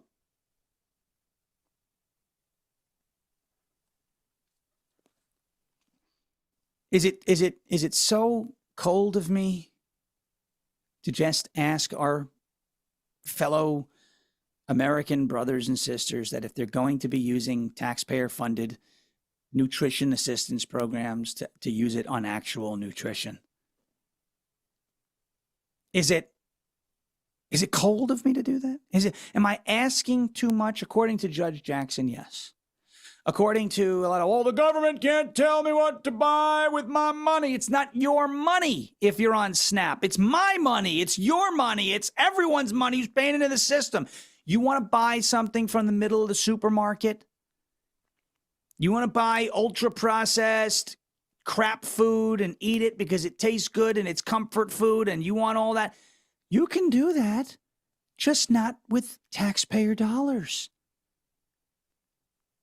And if you don't have the money and the resources to buy the treats, then work your butt off, save some money, make some changes, get an extra job or two, or get a better job, or learn a skill or something, and put yourself in a position where you can afford those things. When my wife and I moved to Tennessee in 2023, we had nothing. I had a podcast that I didn't know if it was going to continue into the next month. We were barely bringing in anything. In terms of income. And I said to her, look, we're going to have to eat like the cheap food, college dorm, high sodium. Like, it's going to be bad. Save a little bit of money, and then we'll get a little better, and we'll bring in some new sponsors, and we'll build our online footprint, and we'll build our brand, and we'll do it. And that's what happened. And now, now we eat a little better. We have a home. We bought a house in Tennessee, etc. Sometimes you have to make sacrifices. Sometimes you can't buy the ice cream in the supermarket. Sometimes I mean, we're doing okay. I can't complain about our financial situation right now. I'm not going to tell you that we can afford everything, but I'm the type of person right now where I don't buy beef in the supermarket because it's too expensive. I stick to pork. And they call it the poor man's red meat, right? It's fine. I'm not going to say that I'm necessarily poor, but I'm going to say that, hey, I feel like it's more financially responsible to buy that instead of, a $30 ribeye every night. That's the point that I'm trying to make here. Be responsible with your money. Be responsible with what you put in your body. And if you're on SNAP, I'm not trying to shame you or scold you or tell you how you must live your life. But I'd appreciate you being a little more respectful of the money that you're using on food, because we worked for it. And we're trying to help you out. And if I'm trying to help you out, if I had a friend who said, give me $10, I'm going to go to the store, I'm going to buy something, and I see him come back with McDonald's, I'm like, no, you're not getting the money anymore. If you need money for food, you're going to buy food that's actually going to help. You're not going to buy food that's going to make you sick. Okay? So I do hope that there's an answer or a solution to what we're seeing here with the SNAP program, because you should not be buying junk food with taxpayer dollars in the name of, nutrition assistance. You shouldn't. You just shouldn't. And so that's it. I'm venting. And that's all I got in terms of in terms of that topic. So I know we're getting ready for another break. When we come back, we're going to talk about New York City Democrats and the socialists that are now winning. May not be a good thing for the Democrat Party. I come from New York. I'll give you my thoughts on that after this on Florida's Voice. It's Sean Parrish taking you all the way to 6 p.m. We're back after this. You're listening to Florida's Voice with Drew Steele. A lot of times you have to choose between something high quality or something that saves you money. But if you could get both, why not? Especially when it comes to health care, and that is MediShare. You get both. Many families save $500 a month with MediShare, and that's huge. But it's also true that people wind up way more satisfied, too. The member satisfaction rate for MediShare is double that of the typical health insurance plan. Double. That's because MediShare works. It has for more than 30 years. It's a community of Christians who have shared more than $5 billion of each other's bills. People love having telehealth. They love the huge PPO network. So, yeah, really, you can save a ton and like it better.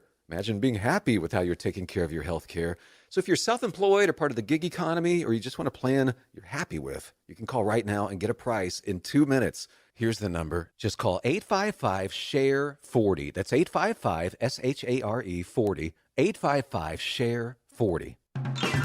I Max, you look absolutely dashing in that purple tie. Ready to harness the world? You bet, Daisy. I'm ready as I'll ever be. And might I say, your purple tie really pops with your vest. Thanks. I almost went with a cape, but didn't want to come across as pretentious.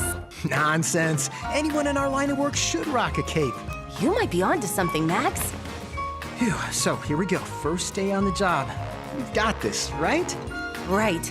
Don't forget, we both graduated from Dogs Inc. with honors. Which means I can guide my human around a busy city with ease. And I can give my human a restful night. I hope my human is kind and loving. And I hope mine likes wet kisses and zoomies. Ready to make a difference? Born ready. Let's go. Discover how extraordinary dogs like Daisy and Max change lives at no cost to the recipients. Visit dogsinc.org. After my injury, I lost my sense of purpose. I lost the ability to tuck my daughters into bed. Homes for Our Troops build specially adapted homes with features that allow our veterans to function independently and focus on their recovery and family. This life-changing gift of freedom is provided mortgage-free, thanks to our donors and supporters. Homes for Our Troops gave me a home where I can be a dad. Homes for Our Troops gave me a brighter future. We need you to join us too in completing this important mission. Learn more at hfotusa.org. I'm Chris Jakovic. I served in the United States Air Force and I deployed 3 times. Being a veteran, it's interwoven into your DNA. It is really the absence of the connection and the purpose that can really drive a lot of veterans to some negative thoughts. For those who are in a suicidal crisis, the window of time to save somebody's life is very short. Our duty is to protect ourselves and protect our families. And one way you can do that is store your weapons safely. Store all your guns securely. Help stop suicide. Brought to you by End Family Fire and the Ad Council. Since the dawn of time, man and wildlife have shared a connection. And hunting traditions passed down from generation to generation have connected man to the natural world. From bow and arrow to hook and bullet, as man evolved, our link to those traditions remains. Yet today, our basic instinct to provide and as part of the hunt, to conserve and appreciate the natural world has fallen under attack for the first time in human history. Misguided politicians and radical activists pushing an agenda to end hunting as we know it are leading a war against our heritage. In their misguided policies and protests, they demonize hunters and belittle our way of life. The result?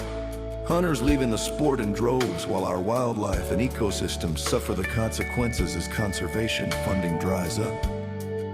Named after the father of the North American model for wildlife conservation, the International Order of T. Roosevelt is fighting in the arena to protect and expand the rights of hunters everywhere.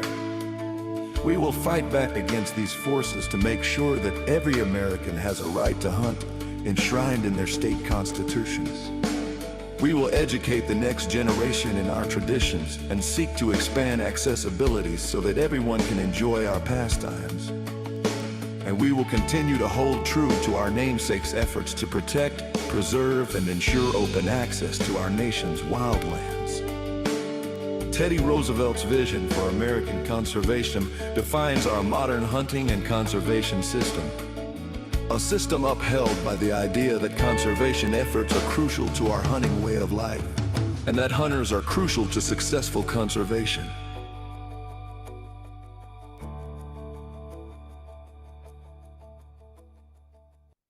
Hey, it's Drew Steele. Look, are you still playing defense with your money? It's time to shift gears and seize the fresh opportunities this new pro-business environment has to offer. That's exactly what certified financial planner professional Alfie Townsend and the team at Advantage Retirement Group do for high net worth investors like you, helping you go on the offense with advanced tax strategies, thoughtful risk management, and forward-thinking financial planning. Imagine enjoying the retirement lifestyle you've worked so hard to achieve, all while staying one step ahead, and in a changing world, you've got to do it. Alfie and his team design personalized strategies to strengthen your financial foundation so you can focus on living life on your terms.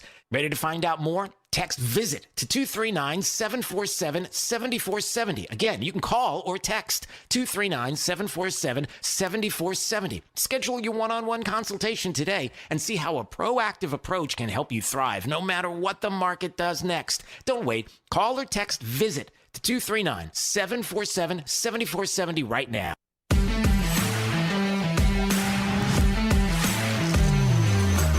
Now, back to Florida's Voice with Drew Steele. Welcome back to Florida's Voice. Sean Farish filling in for the great Drew Steele. Taking you all the way to 6 p.m. Having a good time today, hopefully. I hope you're having a good time. Let me know on X at Sean_Farish, F-A-R-A-S-H. First name is Sean, S-H-A-W-N. You got to spell it right. Okay? I want to get to a story out of New York. It's my former stomping grounds. Many people in Florida's former stomping grounds. New York City Democrats just, this is an opinion on Mediaite. Mediaite, again, not a right-wing website or publication by any stretch. Mediaite. New York City Democrats just hobbled their party in national elections for years to come. Why would they be saying that? New York City's Democratic primaries on Tuesday night resulted in Mayor, I call him Zoran the Moron, right? Think about it. Zoran the Moron, Zoran Mamdani. Kami Mamdani. Terrible person. He's a horrible person. Okay? New York City's Democrat primaries on Tuesday night resulted in Mayor Zoran Mamdani's preferred candidate sweeping the field and knocking out two prominent incumbents. The results also left liberal moderates wondering whether they'd still belong in a party that is primed to send Darieliza Avila Chevalier to Congress. Chevalier, who is a member of the Democrat Socialists of America, narrowly defeated incumbent Representative Adriano Espaillat, despite an avalanche of controversial past statements, which are certain to make her an overnight national figure. Chevalier's win was the biggest surprise of the night, as her race polled much closer than many of the other primaries, and most pundits and observers assumed she was too out of step with voters to actually make it across the finish line. Mamdani also backed former city comptroller Brad Lander, who walloped incumbent Representative Dan Goldman and State Representative Claire Valdez, who is now all but certain to replace retiring Representative Nydia Velasquez. While the Lander-Goldman race certainly drew attention and had one of the highest voter turnouts in the city, neither Lander nor Valdez are likely to have the lasting impact on national politics that Chevalier will. Conservative media and Republican operatives are already crowning as loudly as they can about Chevalier and Mamdani and will work. Then they're saying Chevalier, by the way, is left of AOC. According to this Mediaite piece, Chevalier, 32-year-old community organizer, is a gift to the GOP in a way that even the most calculating Republican strategists likely could never have imagined. Not only are her policy positions deeply unpopular with the vast majority of Americans, but much of her past inflammatory rhetoric has been aimed at burning down the Democrat Party. Her victory over Espaillat, the chair of the Congressional Hispanic Caucus, is also certain to ruffle feathers among the Democrats' key voting blocs, Hispanic, Black, and Jewish voters. Interesting. You know, a friend of mine sent me a very interesting post here about what we're seeing. Anti-Zionism. This is a controversial topic, isn't it? It's very controversial. Anti-Zionism. The way I interpret Zionism is you believe the Jewish people have the right to their homeland over in Israel.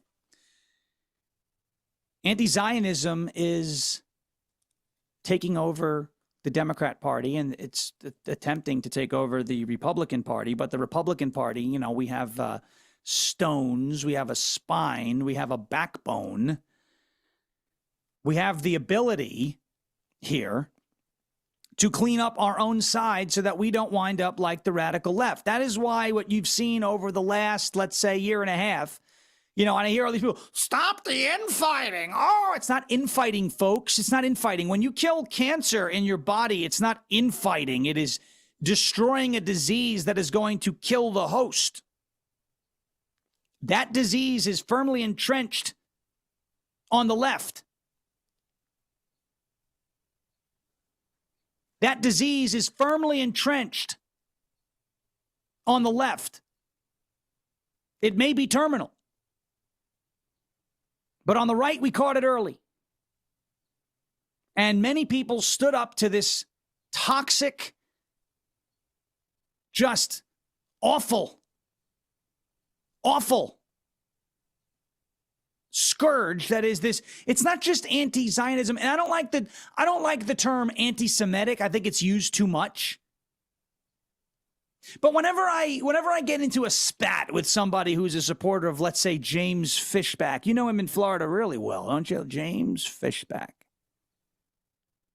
They start throwing the word Jew around like it's an insult. And I go, why are you using the word Jew like it's an insult? Because it is an insult. You know, you're Jewish and you're nose and you're this. And I'm like, bro, I thought you told me it was the government of Israel that you had a problem with. Clearly, it's not. Batya Ungar Sargon says one party is purging anti-Semites, the other party is electing them. Anti-Zionism has become a gateway drug to the left. This is something that I have been saying about people like Fishback, Nick Fuentes, Candace Owens, Tucker Carlson. Whether they know this or not, they are bringing people to the left. Whether this is by design or not, they are bringing people to the left. I've been saying it for a while. What's going to happen? These people, they're going to roll out this anti-Semitic, anti-Israel, anti-Zionist, anti-Jew, all this, whatever you want, however you want to characterize it. You know what they're saying. You know the things that they're saying. And it's one thing to be critical of military aid to Israel. It's one thing to be critical of it. That's fine. You want to be critical of military aid to Israel. That's okay. Because I'm critical of every dollar that is sent out of this country. I want to know what it's being spent on and how it benefits American interests. And if it doesn't, it should stop. I'd like to end all foreign aid, every dollar. $0.00 would be my ideal foreign aid budget. I'm just being honest. I don't like, if we have homeless veterans in our country, that we should be spending all of our money here versus over there. That's me. But I also support Israel's right to defend themselves, Israel's right to exist, et cetera, et cetera. Point of the matter is this. It is popular on the left, very popular on the left, to do the whole Gaza and genocide dance and the whole, Israel bad dance and the whole, Jews this, Jews run the world, Jews run the government, Epstein cabal. It's very popular on the left to say that. And it's very, quote unquote, popular on the quote unquote right to say that online, but not in the real world. If it was popular in the real world, Thomas Massey would have won his primary, and he didn't. If it was popular in the real world, you could count on James Fishback winning the gubernatorial primary in Florida, and he's not going to. I'd be surprised if his vote total cracks double digits in terms of percentages. He'll get some votes, but I'd be shocked if it cracked double digits. Anti-Zionism has become a gateway drug to the left, meaning once you dabble in it, and you realize that that is not welcome on the right, you have nowhere else to go but to the left. The question I have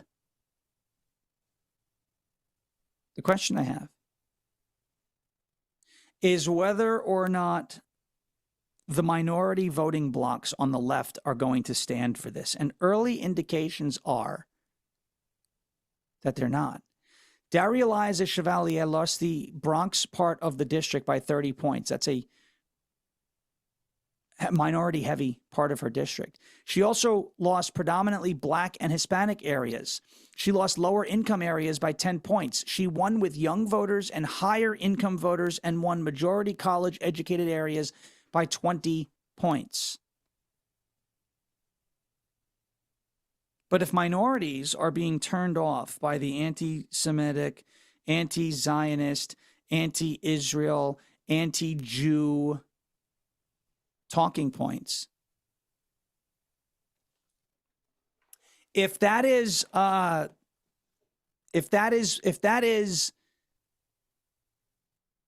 where she's going, if that is what is turning off minority voters, and the Democrat Party may very well be committing political suicide here, because it may be popular online and it may be popular among some younger voters and it may be popular among the loudest voices on the left, but that's where that popularity stops. Okay, people don't want to vote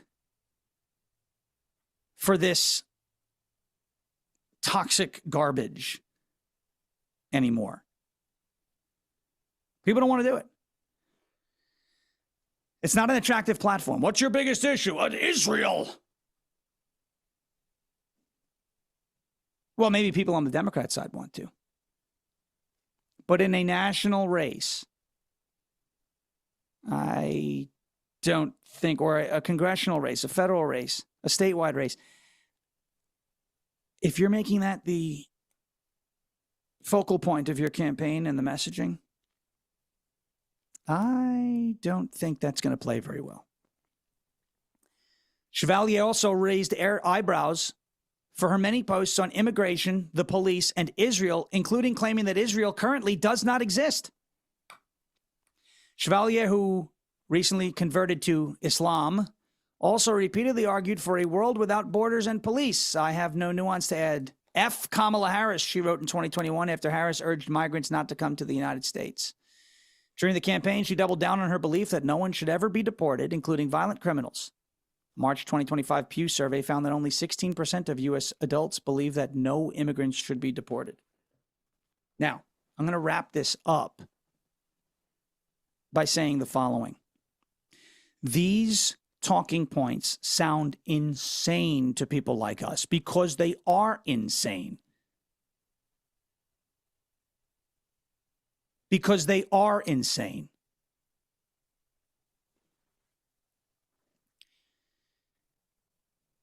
And it is our job to highlight that these are not just one-off candidates in the Democrat Party. This messaging is mainstream now on the left. And we know, looking at the primary, that this is not what minorities want to vote for at all.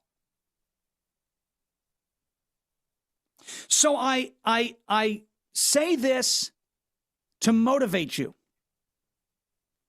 If this is going to be the platform that many Democrats are going to run on in the 2026 midterms,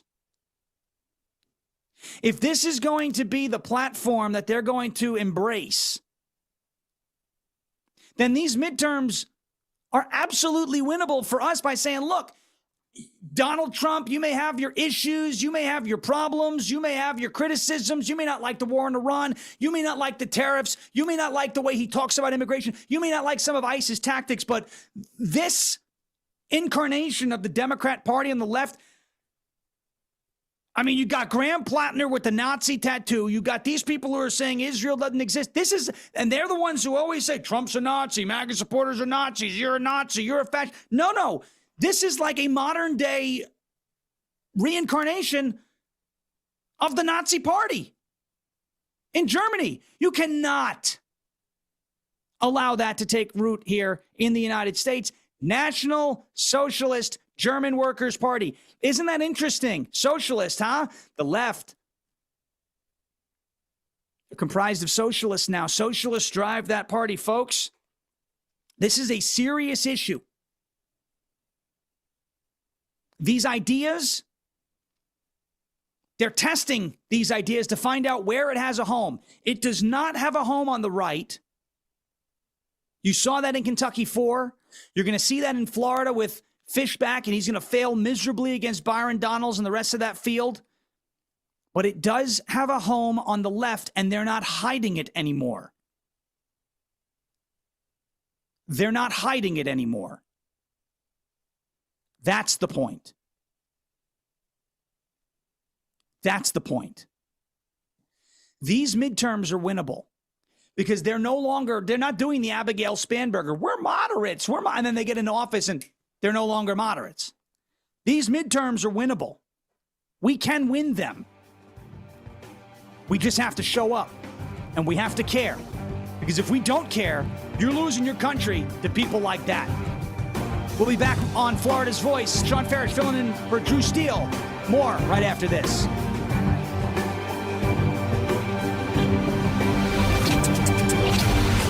You're listening to Florida's Voice with Drew Steele. Did you know VA home loans are a key to home ownership for those who served? The first moment I walked into my home, I could hear my footsteps echo off the back wall. The first thing I thought in my head was, man, furniture is going to be real expensive. The VA not requiring any down payment prior to buying the home allowed me to take that money I had budgeted to go out and buy furniture, food, cleaning supplies, pretty much everything I needed. Purchasing a home is scary, but ultimately it's not impossible, and they make it so that anybody can do it. To learn more, visit va.gov/home loans. For 25 years, the Library of Congress Veterans History Project has collected and preserved the experiences of America's heroes. From original letters to oral histories, these first-hand accounts bring history to life, one voice at a time. With over 120,000 stories collected, each reveals the courage, sacrifice, and service of our veterans, but many remain untold. Help our nation reach 125,000. Share a story. Ensure a legacy. Visit loc.gov/vets today. You know, a lot of times you have to choose between something high quality or something that saves you money. But if you could get both, why not? Especially when it comes to health care, and that is MediShare. You get both. Many families save $500 a month with MediShare, and that's huge. But it's also true that people wind up way more satisfied, too. The member satisfaction rate for MediShare is double that of the typical health insurance plan. Double.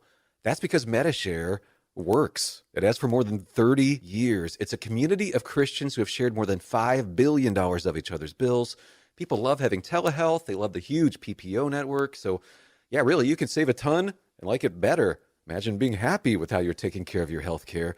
So if you're self-employed or part of the gig economy, or you just want a plan you're happy with, you can call right now and get a price in 2 minutes. Here's the number. Just call 855-SHARE-40. That's 855-SHARE-40. 855-SHARE-40. When I was 19 and I was going to shows, I was not thinking about permanent hearing loss. I wasn't thinking about tinnitus. Sometimes my kids are having a conversation with me and that ringing starts in my ear. They're talking to me and I hear their voice, but I can't focus on what they're saying. The audiologist, he told me that most of his clients are not old people. They're kids that have their earphones in. I have a lot of regret about not protecting my ears sooner. Protect your ears at all times, no matter what. It's not something you can get back. Some journeys start small, with small pause and big purpose. Look how little fly, you sweet girl. Every great partnership begins with the first step. Yeah, let's go. Guiding them through the world so one day they can guide someone through life. With shared experience, confidence grows, and the path becomes clear. It takes time, patience, and love. But the reward lasts a lifetime. Hey, good girl, Dad. You don't just raise a puppy. You raise a future. Become a Dogs Inc. puppy raiser. Give a dog a purpose. Give someone hope. Learn more at dogsinc.org. Hey, it's Drew Steele. Listen, I've lived in Southwest Florida long enough to know that when I needed countertops, you go to the best. Who's the best? Rock Solid on J&C Boulevard in Naples. First of all, Rock Solid's consultants, I wasn't really sure what I wanted, but I knew that they were knowledgeable, gave me all the information I needed to make the best decision. I love that fabrication is done on premises. It's not like they're subbing out the job to some third party, right? If you're looking for countertops, backsplash, you know where to go. Rock Solid, J&C Boulevard, Naples. Now, back to Florida's Voice with Drew Steele. Welcome back to Florida's Voice. It's Sean Farish filling in for the great Drew Steele. I'm going to wrap up this second hour here on Florida's Voice with a bizarre story. You know, I do a lot of fill-in work on a radio station out of Philadelphia called Talk Radio 1210 WPHT. I love it up there. And it's always a lot of fun. I was on there actually yesterday. I'd like to believe that I broke this story yesterday. And I'm saying that a little tongue-in-cheek, okay? First of all, Texas is a very bizarre place. Very bizarre. And what I mean by that is strange things happen in Texas. So a couple of weeks ago when I was on Talk Radio 1210 WPHT, I like to do fun stories at the end of each hour. Okay? And those fun stories I usually pull from a place called UPI News. They have some just odd stories. So a couple of weeks ago, there was a llama loose in Texas. Llama. Okay, fine. A llama. We've seen them before, right? There was also what went and got loose in Texas was a kangaroo. You say, whoa. Texas? Is there a place in Australia called Texas? No. In the great state of Texas, a kangaroo escaped and was on the loose. See, a kangaroo? How the heck do you own a kangaroo? How is that even legal? Is it legal? I did a little research. Yeah, you can own a kangaroo in Texas. Texas has some of the most lax wildlife, like ownership of pet laws, because there's so much space there and a lot of rural territory in Texas. So you can, in many places in Texas, and there's no statewide law requiring a permit, you can own a kangaroo, which is kind of cool. Now, certain counties and certain townships and municipalities, they may have their own rules against, or regarding exotic wildlife, but there's no statewide ban on owning a kangaroo in Texas. So a kangaroo got loose in Texas. A kangaroo also got loose in Montreal, Canada recently, a couple of weeks ago, which means, that whole city was surrendering because they're silly French people, right? Silly French people. But now out of Texas, it's not a kangaroo this time. This is even better. And they can't find this thing. Folks, this is not a joke. It's not a joke, man. It's not a joke. Corn Pop was a bad dude. Now, there is a giraffe named Gracie on the loose in the great state of Texas. A giraffe wandered off a private ranch more than a week ago, and the owner is now offering a $5,000 reward for information leading to the return of Gracie the giraffe. Long neck, rounded ears, and answers to the name Gracie. It is a giraffe that has gone missing from a private game reserve in the Hill Country region of Texas. Gracie the giraffe took her leave from the Cedar Hollow Ranch in Leakey, Texas, about a week and a half ago when she was last seen on a game camera west of the area. And so I did a little research on this. Is it legal to own a giraffe in the great state of Texas? And the answer is yes. So the bottom line is, if you love like wild, crazy, bizarre animals and you want to own them, Texas is a good place to do so. Now, in Florida, you got dinosaurs that roam around. Alligators, crocodiles. They always say like every body of water in Florida has alligators, but not giraffes. Anyway, a bizarre story. If you're in Texas and you find Gracie, let me know on X at Sean_Farish. We're back on Florida's Voice after this.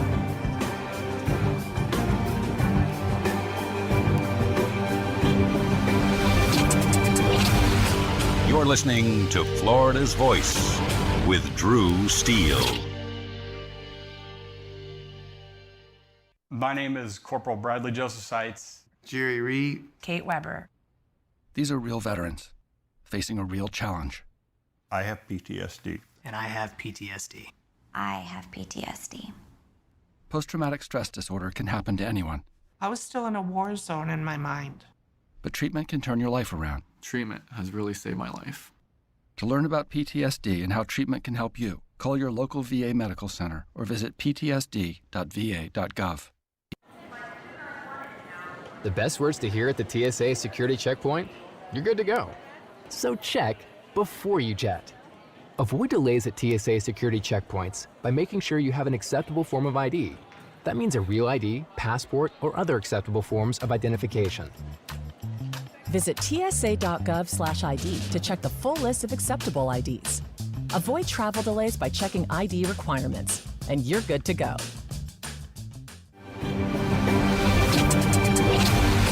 You're listening to Florida's Voice with Drew Steele. Florida's Voice with Drew Steele. Congratulations on your show. Congratulations on your new show. Big deal, huh? That's why shows like yours are so important. We have an independent county elected sheriff that's head of law enforcement in Jacksonville/Duval County. And I know how to work toward making this city safe. We can't be shy about speaking on things such as faith and politics. We have to remember, in a free society, the public square belongs to all of us. I'm not interested in North Florida looking like Orlando or Miami. I love where we live, but I think that good jobs means that people that live in this district can stay in this district. Fishing and hunting is funding a large part of your conservation projects in Florida, and we want to make sure that those are forever preserved. And the problem with this industry at this point is that they actually target our youth. You can see it in their marketing strategies where it's bright colors, fun names. And that's going to be endlessly litigated. Florida's Voice with Drew Steele. What does life after service look like? Kicking back? Taking it easy? We believe it looks a little different. Fighting for all veterans. Making sure they get the benefits and care they've earned. Rebuilding communities after disaster strikes. And adapting to support today's veterans. Meeting them where they are. The VFW. Still leading. Still advancing. Still serving. Get involved at stillserving.org. I can trace family members who served from World War I to today, each one helping shape who I am. My family chose to share their stories with the Library of Congress Veterans History Project. Voices, letters, and memories that bring their service to life. Searching for their stories was easy. You can discover powerful stories too, told through the voices of America's veterans. Explore, remember, and share at loc.gov/vets. Half of young adults are at risk of hearing damage from loud sounds. So why is this happening? We know not to bake in the sun for hours and to get our eyes checked regularly.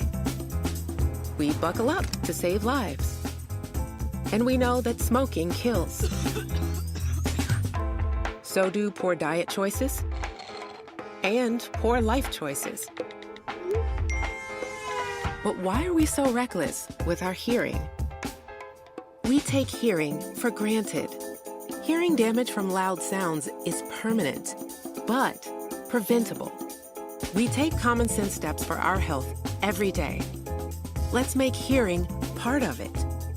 Wear earplugs. Turn it down. Give your ears a rest. Love your ears.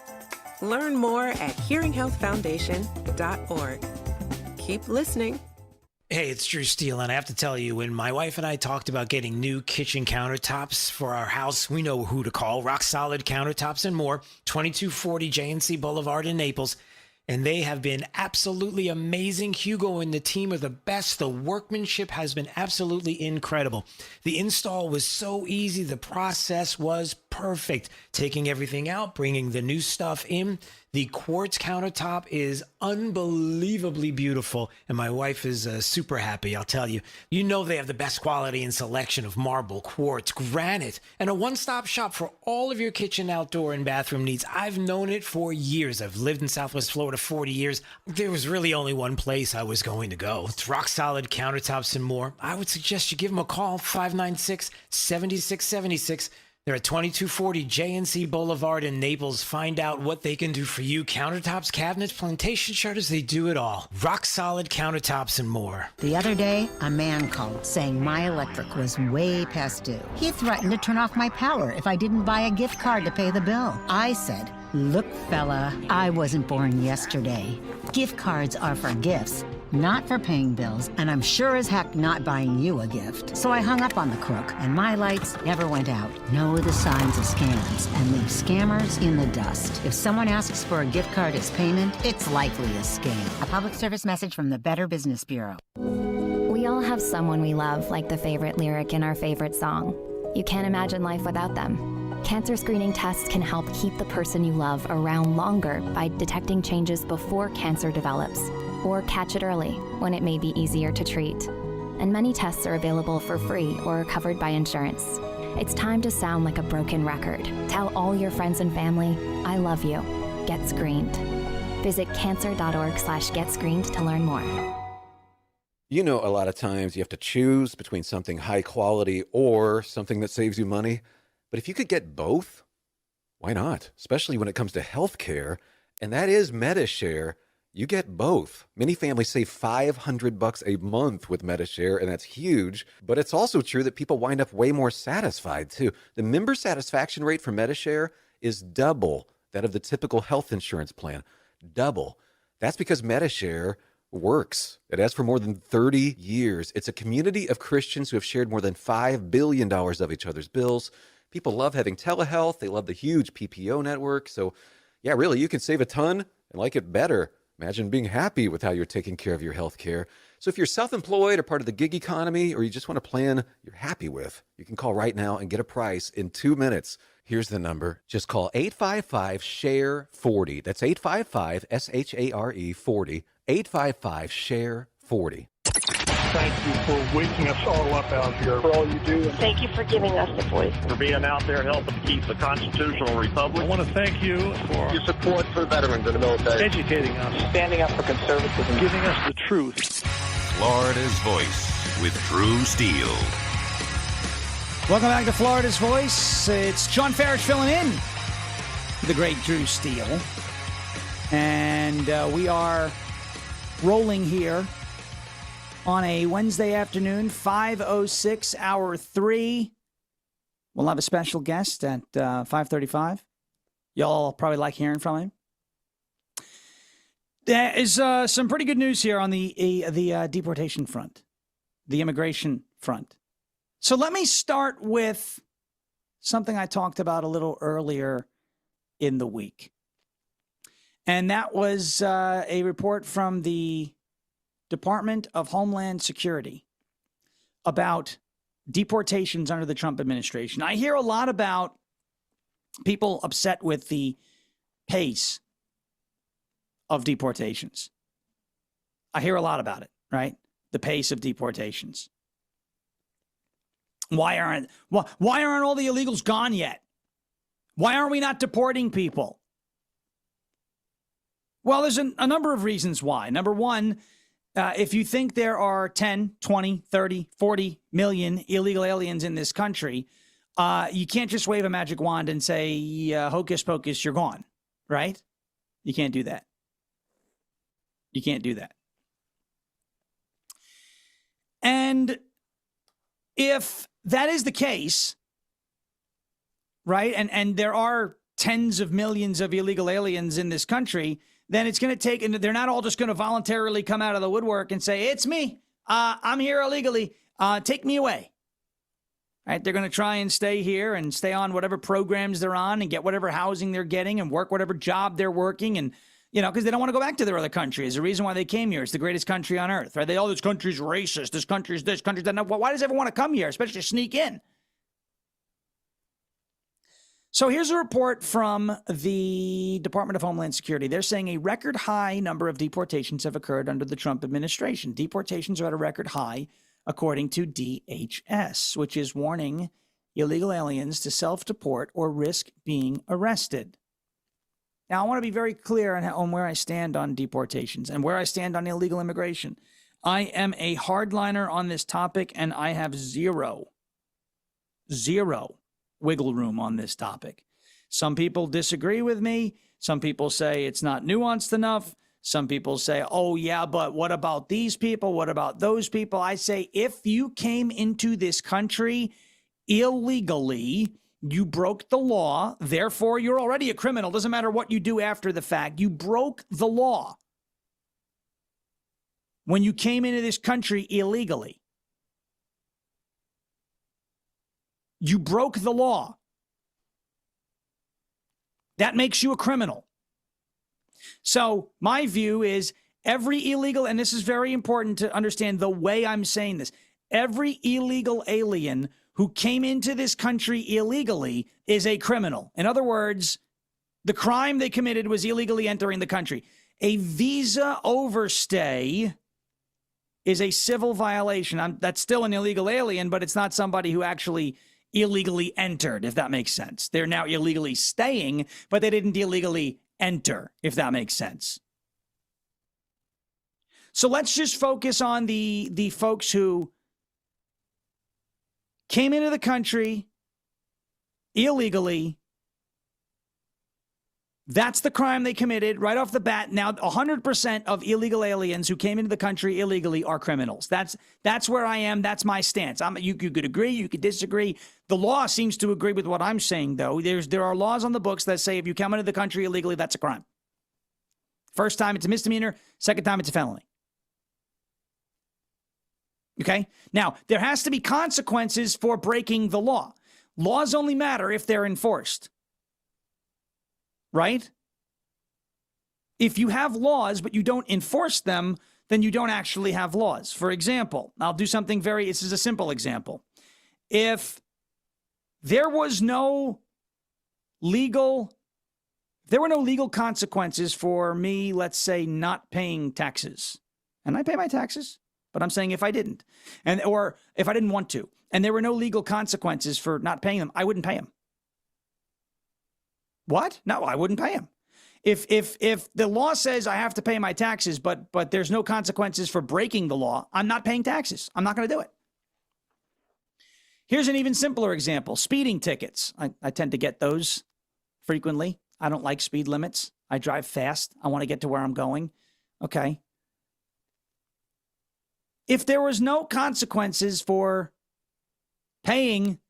for skipping those court dates and not paying a speeding ticket, I would speed and I would get my ticket and I would burn them and I wouldn't pay them, but I could lose my license. It could become a very nasty legal situation for not paying, speeding tickets and things of that nature, traffic citations. My point is, if you don't enforce the laws, you might as well not have them. And that's what you saw under the Biden administration.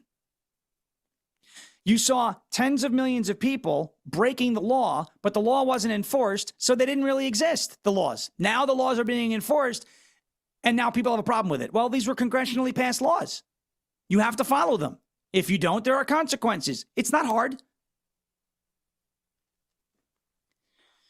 Deportation flights are at a record high, DHS wrote in a post on X a couple days ago, replying to a post in which the Washington Examiner shared that nearly 900,000 illegal aliens have been deported involuntarily since the start of the Trump administration in January 2025. I'm reading from an article, by the way, on Breitbart from the great Elizabeth Weibel.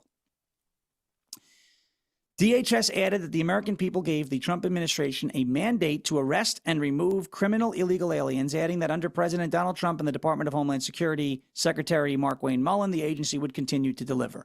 Now, you look at that and you go, only 900,000 out of 40 million? That's not enough. I agree. But those are 900,000 involuntary deportations. There have been over 2.5 million, maybe at this point over 3 million, self-deportations or voluntary deportations. He said, whoa. The ones who voluntarily deported, they can come back. Well, but they have to come back legally. Remember, if they come back illegally and they get caught, now it's a felony, right? So I don't care how the majority of illegal aliens leave the country. I just care that they leave the country. I don't care if it's self-deportation or involuntary, deportation where you're hogtied and thrown in the back of an ICE van and taken out to the southern border and you load them up into what I call the Trumpapult and you pull back and you fling and there they go. I don't care how they leave. I just care that they leave. So if only 900, then I say only. 900,000 is a lot of people. But if only 900,000 illegal aliens have been involuntarily deported, but 3 million illegal aliens have left in addition to that, that means you're sitting around 4 million over the course of a year and a half. Right? That's not so bad. Puts you on pace for I don't know, 10 million deportations over the course of the 4 years. Let's do a little math. I'm not good at math. That was an estimate. I didn't just do math in my head. Let me see. If we say 4 million divided by 1.5 a year and a half. That's 2.6 million per year. If you multiply that by 4, wow, 10.6 million. That's not bad. That wasn't a bad rough estimate for your boy here. Still not enough, right? You're saying, oh, well, there's 40 million here, right? I agree. I agree. As I said, I'm an immigration hardliner. I believe if you're here illegally, if you came here illegally, you have to leave. You have to obey our laws and you have to leave. Data from Human Rights First organization revealed that in May, the Trump administration carried out roughly 296 flights removing illegal immigrants from the country. And the Washington Examiner reported that as well. This represented a more than double increase from the 126 flights removing illegal aliens during Trump's first full month in office. Our message is clear. Leave now or we'll find you, arrest you, and deport you, DHS added in the post. Now, I would prefer if a bunch of these illegal aliens did self-deport. They take their $2,600 stipend. They get out of the country. It saves us time. It saves us money. It saves us from having to put some of these ICE agents in harm's way, right? You know, with these protesters, these demonstrators, these terrorists, these, you know, you're trying to round up these illegal aliens, these criminals who are going to, you know, potentially fight back and put these guys in harm's way. If they just leave on their own accord, it just makes everybody's life a lot easier. Now, again, you're asking people to leave the greatest country in the world. You're asking them to leave the greatest country in the world like this. Okay? Quote, ICE has been exploring every possible avenue to increase the number of deportations, and we continue to remove more criminals every single day. During the second week of May, some of the most egregious aliens we deported include murderers and people who have been convicted of sexually assaulting children, and we will not stop executing President Trump's mandate to make America safe again. One of the best ways to make America safe again, get rid of the illegal aliens. And not just physically safe, but financially safe as well. The Dallas Fed has reported that the illegal alien invasion from 2021 to 2024 contributed in the rising costs of homes for everyday Americans. Why is that? Because you have now 10, 20, 30, 40 million people added to the demand side of the supply and demand equation. You have a much, much, much increased demand, very increased demand for the same amount of available stock. That drives the cost up. You have the government subsidizing a lot of these homes and places where they live of these illegal aliens. That drives the cost up. You see, when businesses are competing for the customer's business, that drives costs down. When the customers are competing for available resources, that drives cost up. Dallas Fed came out with that report and essentially said that. Okay, let us continue to move on here. Another very good indicator. The Democrats claimed that mass illegal immigrant releases were unavoidable. Trump just hit month number 13 at 0. In other words, again,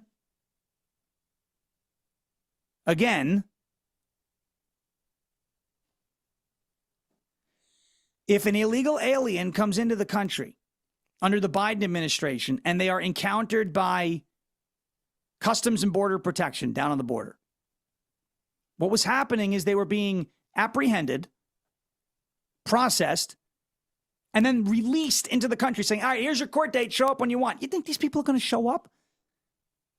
No. They're going to slip away undetected, and that's why we're in the mess that we're in right now. Under the Trump administration, as President Trump said, all we really needed was a new president. All we really needed was a new president. Under the Trump administration, we saw 13 now straight months of any illegal that was encountered sneaking into the country. So I want to be very clear. They're still coming. They're coming at much lower numbers. I think it's like 10,000 encounters a month versus that was happening in a single day under the Biden administration. 10,000 encounters a month, and 0 of those 10,000 encounters are being released into the country, saying, all right, show up at court. They're being held in detention facilities so we don't lose track of them. So you're not just dealing with, okay, let's bring them in. And you're not just dealing with, okay, let's bring them in and let's release them into the country and hope they show up for court and hope we can process them, because that's never going to happen. That's why we're in the mess that we're in now. So it's been 13 straight months of 0 releases into the country. That is extremely significant. You have less people trying to come into the country and 0 of them who are encountered being released into the country. Are there people who are getting into the country undetected? Probably, but not even close, not even close to the numbers that we saw under the Biden administration. Not even close.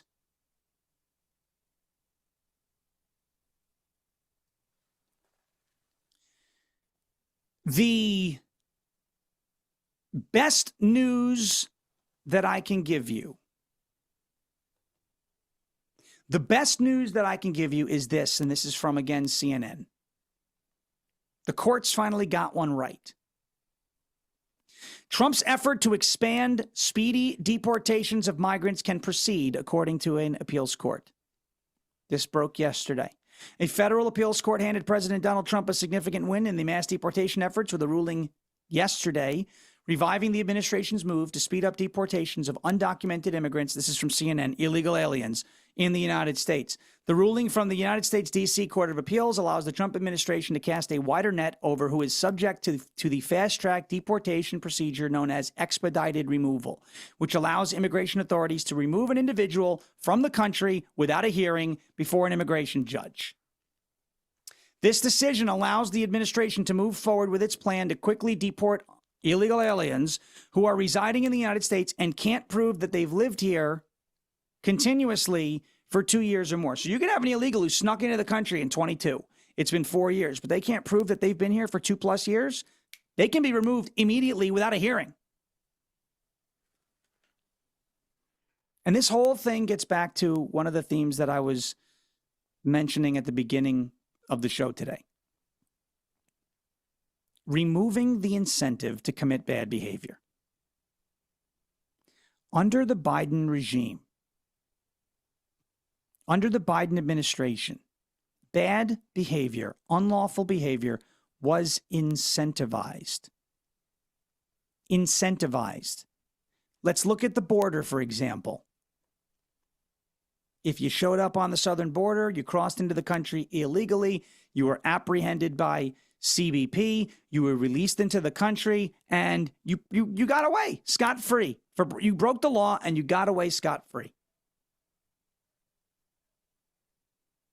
You broke the law and you got away scot-free. Okay?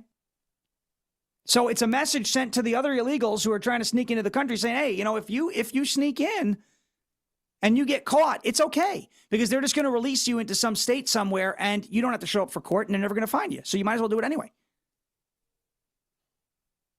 And living like that is probably better than where they were coming from. Or maybe they're coming out of a mental institution or a prison or an asylum in one of these third world countries. Now that incentive has been taken away. Because if you are caught on the border by Border Patrol, you're not released into some state somewhere with a court date that you don't have to show up for and nobody's going to find you. It's not being incentivized. Why are the numbers lower? That's why, because you've taken the incentive away. You've taken the incentive away from the people who are dead set on breaking the law to enter this country. You've taken the incentive away, and that is the most important thing. When you disincentivize bad behavior, wouldn't you know it, you get less bad behavior. When you punish bad behavior, wouldn't you know it, you get less bad behavior. Look at New York City, for example. I grew up in New York. I spent 31 years of my 35 years on Earth there. Born and raised on Long Island. I spent some time in the city, not living there, but I would frequent the city a lot. The Giuliani years, Rudy Giuliani used a method called broken windows policing. In other words, someone breaks a window. Someone jumps the turnstile for the subway. Somebody vandalizes a business. That person was not brought into a New York City police department precinct booked and let out, that person was thrown in jail for breaking the law. You know why? Two things. The turnstile jumper is also the rapist who does something terrible on a subway. If you stop him before he gets on the subway, he can't then do something terrible on the subway. Make sense? If there's a person breaking windows or vandalizing businesses and you get that guy and you put that guy in jail, and then another person does it and you get that guy and you put that guy in jail, and you adhere to that standard of this is what happens when you break the law. You adhere to that standard of this is what happens when we catch you engaging in criminal activity. There is no third guy. They see that as an example. I don't want to wind up in jail. I'm not going to break that window. I'm not going to jump that turnstile. I'm not going to rob that convenience store. I'm not going to assault that person on the street, because bad behavior is being criminally punished, legally punished. That's the point that I'm trying to make. And you can apply that to anything, and especially here on the border. Why are the numbers low? It's not because the country's a terrible place to go. It's because you can no longer just break into the country and get away with it. So you might as well not do it at all, because you're going to wind up in an ICE detention facility. Judges Justin Walker and Naomi Rao, both Trump appointees, sided with the administration. Judge Robert Wilkins, who was put on the bench by Obama, dissented. The majority opinion by Walker rejected the challenger's arguments that the expanded policy violated the Constitution's right to due process, and the Department of Homeland Security's General Counsel James Percival celebrated the ruling, saying the D.C. Circuit vindicated the administration. For years, this is his quote, "For years, the DHS arbitrarily limited expedited removal to 14 days, even though it applies to illegal aliens who entered the country illegally within the last 2 years. Today, the D.C. Circuit vindicated our decision to apply the law as written." What a novel concept. Applying the law as written. Who would have thought to do something like that? They must be geniuses. Percival added, quote, "It's not too late to self-deport and receive your $2,600 stipend that the administration has offered. Quote, the Trump administration's push for fast-track deportations will subject people to an unfair and error-prone system. This ruling undermines the fundamental principle that people receive due process when the government seeks to deport them," says Anand Balakrishnan, senior staff attorney with the ACLU Immigrants' Rights Project and lead counsel. Now, if you break the law, you break into my house, you commandeer one of my bedrooms, and you say, "This is my bedroom now." No, I'm calling the cops. You're getting arrested and jailed for breaking and entering. If you're that lucky. If you're that lucky. Apply the law as written. Remove the incentive for engaging in criminal activity. Punish bad behavior. Reward good behavior. You follow that formula, you're going to be okay. We're back with more and a special guest coming up. On the other side of this break, you're listening to Florida's Voice. Sean Farish filling in for Drew Steele. Back in a bit.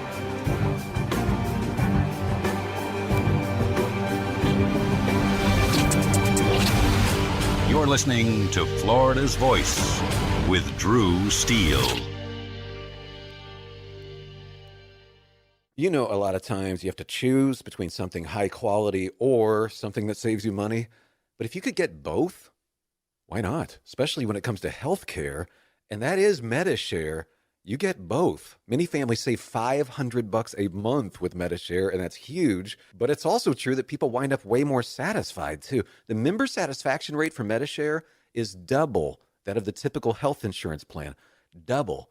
That's because MediShare works. It has for more than 30 years. It's a community of Christians who have shared more than $5 billion of each other's bills.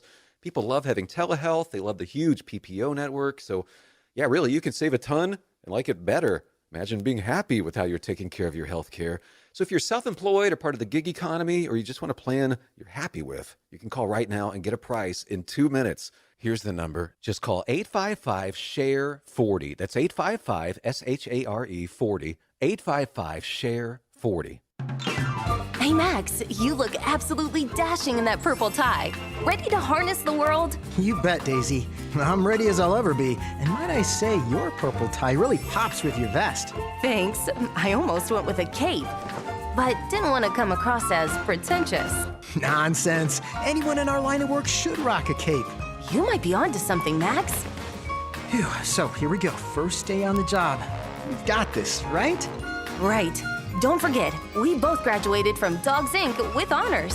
Which means I can guide my human around a busy city with ease. And I can give my human a restful night. I hope my human is kind and loving. And I hope mine likes wet kisses and zoomies. Ready to make a difference? Born ready. Let's go. Discover how extraordinary dogs like Daisy and Max change lives at no cost to the recipients. Visit dogsinc.org. After my injury, I lost my sense of purpose. I lost the ability to tuck my daughters into bed. Homes for Our Troops build specially adapted homes with features that allow our veterans to function independently and focus on their recovery and family. This life-changing gift of freedom is provided mortgage-free, thanks to our donors and supporters. Homes for Our Troops gave me a home where I can be a dad. Homes for Our Troops gave me a brighter future. We need you to join us too in completing this important mission. Learn more at hfotusa.org. I'm Chris Jakovic. I served in the United States Air Force and I deployed 3 times.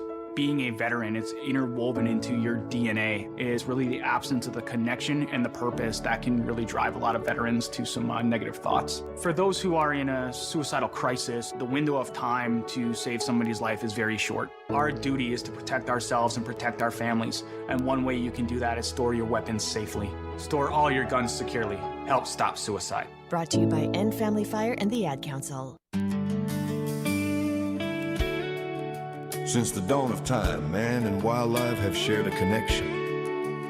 And hunting traditions passed down from generation to generation have connected man to the natural world. From bow and arrow to hook and bullet, as man evolved, our link to those traditions remains. Yet today, our basic instinct to provide and as part of the hunt, to conserve and appreciate the natural world has fallen under attack for the first time in human history. Misguided politicians and radical activists pushing an agenda to end hunting as we know it are leading a war against our heritage.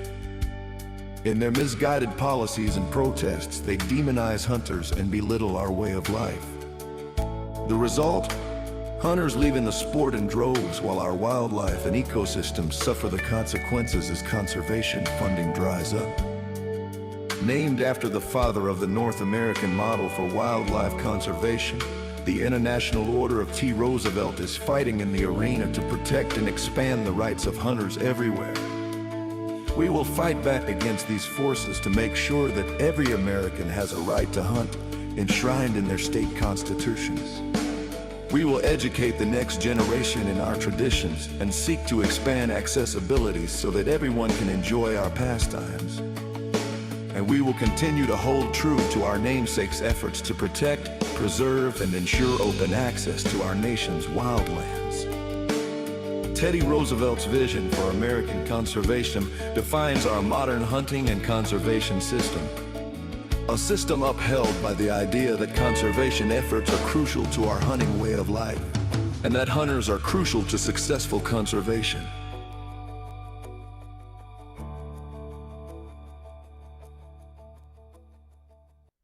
Hey, it's Drew Steele. Look, are you still playing defense with your money? It's time to shift gears and seize the fresh opportunities this new pro-business environment has to offer. That's exactly what certified financial planner professional Alfie Townsend and the team at Advantage Retirement Group do for high net worth investors like you, helping you go on the offense with advanced tax strategies, thoughtful risk management, and forward-thinking financial planning. Imagine enjoying the retirement lifestyle you've worked so hard to achieve, all while staying one step ahead, and in a changing world, you've got to do it. Alfie and his team design personalized strategies to strengthen your financial foundation so you can focus on living life on your terms. Ready to find out more? text VISIT to 239-747-7470. Again, you can call or text 239-747-7470. Schedule your one-on-one consultation today and see how a proactive approach can help you thrive no matter what the market does next. Don't wait. Call or text VISIT to 239-747-7470 right now.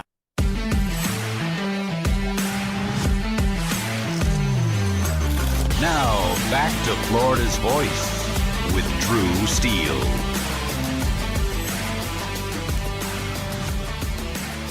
Welcome back to Florida's Voice. Sorry about that. A little late on the rejoin. We were having what's called technical problems. Have you ever heard of technical problems before? They're horrible problems. We don't want to deal with that. We don't want to deal with that. All right, I said we had a special guest, and we kind of do, okay? We kind of do. It was supposed to be somebody else, but that's okay. It's okay. Because I need to get yelled at, all right? I need to get yelled at for what I said at the end of the first hour by an actual soccer fan. So if producer Derek would like to chime in here about my hot take on soccer, because apparently producer Derek is a soccer fan. Derek, now is your chance to rip me a new one. I think the alien UFO rumors were just, kind of that icing, that carrot in front of the horse there, Derek, to say, hey, watch the game, not for the game, but for the aliens. What do you think? It's a possibility, but the game's not till 6, correct? The one in Miami? Yeah, I guess. I don't know. You're the soccer fan, not me. What are you talking about, right? I have no idea. It's a Brazil I'm going to be game, sleeping. 6 o'clock. We still have to wait. Do you think there's going to be aliens? We won't be able to break anything. Do you think there's going to be aliens? You don't? Do you believe in aliens? Do you believe in extraterrestrial life? I believe in extraterrestrial life. I don't believe they're big 7-foot guys with green heads. Okay. So what do you think the extraterrestrial life is? What do you think it is if they're not big people with green heads? Do you think they're I'm not sure, but I do believe a little secret area we have stowed away. There's got to be something down there that is not from here. Don't know how it got here. Do you think it's Don't know Area why 51? it's here. Do you think it's Area 51? Or area, do you know about Area 52? You never heard about Area 52? I know all about it. I built it with my own 2 hands. Area 47, too. It's a beautiful place. It's in the basement of Mar-a-Lago. We eat a lot of McDonald's with the aliens down there. You know, I got along very well with an alien called E.T. You may have heard of him, extraterrestrial. And we made a perfect phone call home, and they're impeaching me over it. Can you believe that, Derek? They're impeaching me over the phone call. What do you think about it? Have you ever heard of better Trump? I don't think so. I don't think so. I don't think you've ever heard a better Trump. Nobody does a better job. I'd say that. Nobody does a better job. I'm just going to toot my own horn. You can toot my horn too. I can't tell you one. Okay, very good. You know, Florida's Voice is Eric Doherty. He's a great guy, and we were talking about hurricane season last year when it first started, and we are officially in hurricane season. And you know, last year there were no hurricanes in the Gulf of Mexico. No, it's the Gulf of America now. And I'll tell you what, the change of the name of the Gulf, I believe, is what contributed to no hurricanes. But I was talking with Eric about that months before I made a video. I said, Eric, I'm going to make a video if we have no hurricanes in the Gulf. I'm going to make a video. And we were exchanging like model data back and forth. I had no idea Eric was such a big weather guy. And he's a real person, by the way, to all the haters. But like, so it was great because I was like, I'm going to make this video. And then he's like, where's the video? It was a couple days late, but I put it out and I did like a Donald Trump celebrates the end of hurricane season. And we just took total credit. You know, no hurricanes came into the Gulf. It was great. The Gulf of America. We have a strong border. And now we're waging war on algae. You may have heard about it. They have no military. They have no Navy. We took out their Air Force. The algae is going to be dead very soon. Did you, Derek, ever expect to see the left, as crazy as they are, protesting by the reflecting pool and talking to algae? Is that ever something you thought you'd see? Was that on your bingo card? It was not on my bingo card, but I would not put it past them. You know, when they're angry, they either scream into lakes or they sing songs about things they make up. So algae, just the next thing on the list, and looking forward to what they sing to next. I appreciate that. You know, they sang this once, too. This woman was dressed up like a Mexican, and she just said, oh, yeah. That's actually from a left-wing demonstration on the steps of the Capitol. It's unbelievable. You know, the algae thing, I was talking about this the other day. Maybe we'll go here. You know, Florida, the Sunshine State, it's hot as heck there. That's the one thing I don't like about it, other than the fact that you live in Jurassic Park. It's a great state. I love it. DeSantis has been a phenomenal governor, and it is a great place. It really is. I'm not a heat guy. I don't love the heat. But, you know, in Florida, you have a lot of these things called swimming pools, right? I had a pool when I was, my parents' house in New York for a period of time in my life. We dealt with algae. You know, I saw these people yelling at the algae and talking to the algae and congratulating the algae and rooting the algae on like it was Super Bowl Sunday. I was like, these people are bleeping crazy, right? They are bat soup crazy. And as somebody who grew up with a pool, and those of you in Florida who have pools, you understand how much of a pain in the butt dealing with algae is. And yet you have these leftists now, because the algae is giving Donald Trump a hard time, they're like, it's like the new mascot of the resistance is like algae. Okay. And so people saw me making a big deal about this. And some folks were like, are you really spending this much time? Like yesterday, filling in on 1210 WPHT, I spent like 40 minutes on the algae thing. And they were like, why did you do that? You know, not the station, but some listeners were like, why'd you do that? It is important to make it make sense to people. Okay. There's a lot of things on the left, I believe, that, you could look at, okay, let's go back to 2020 and think about the Black Lives Matter, quote unquote, movement. Okay. There were a lot of normies, if I can call them that, who weren't paying attention to the riots and weren't paying, because it was COVID time, right? It was like we're stay home, save lives. And you're seeing, the mainstream media characterization of all of these things as mostly peaceful, fiery, but mostly peaceful. And peaceful protests and social justice. And they whitewashed, for lack of a better term, the Black Lives Matter movement and made it look like it was some pure, righteous, kind-hearted thing. Right. And so I look at that and I go, wow, this is a pretty effective psyop, because you've got a banner that says Black Lives Matter. And that's not something that you could really argue. Right. I was like, I don't know anybody who was like, no, Black lives don't matter, bro. Like, they're terrible. Nobody felt that way. It was just, there was a very small group of people who saw through the facade of Black Lives Matter and said, hey, wait a second, this is like a communist movement. If you read on their website, they were attacking the nuclear family, and they wanted to dismantle the nuclear family. And a lot of their ideas and platforms, the Black Lives Matter platform, were rooted in the old Soviet communist Marxist critical theory, which divided the classes and caused class warfare. Critical race theory divides the races and causes race warfare. Identity politics, everybody's chopped up into a box, and the white man is oppressing you, et cetera, et cetera.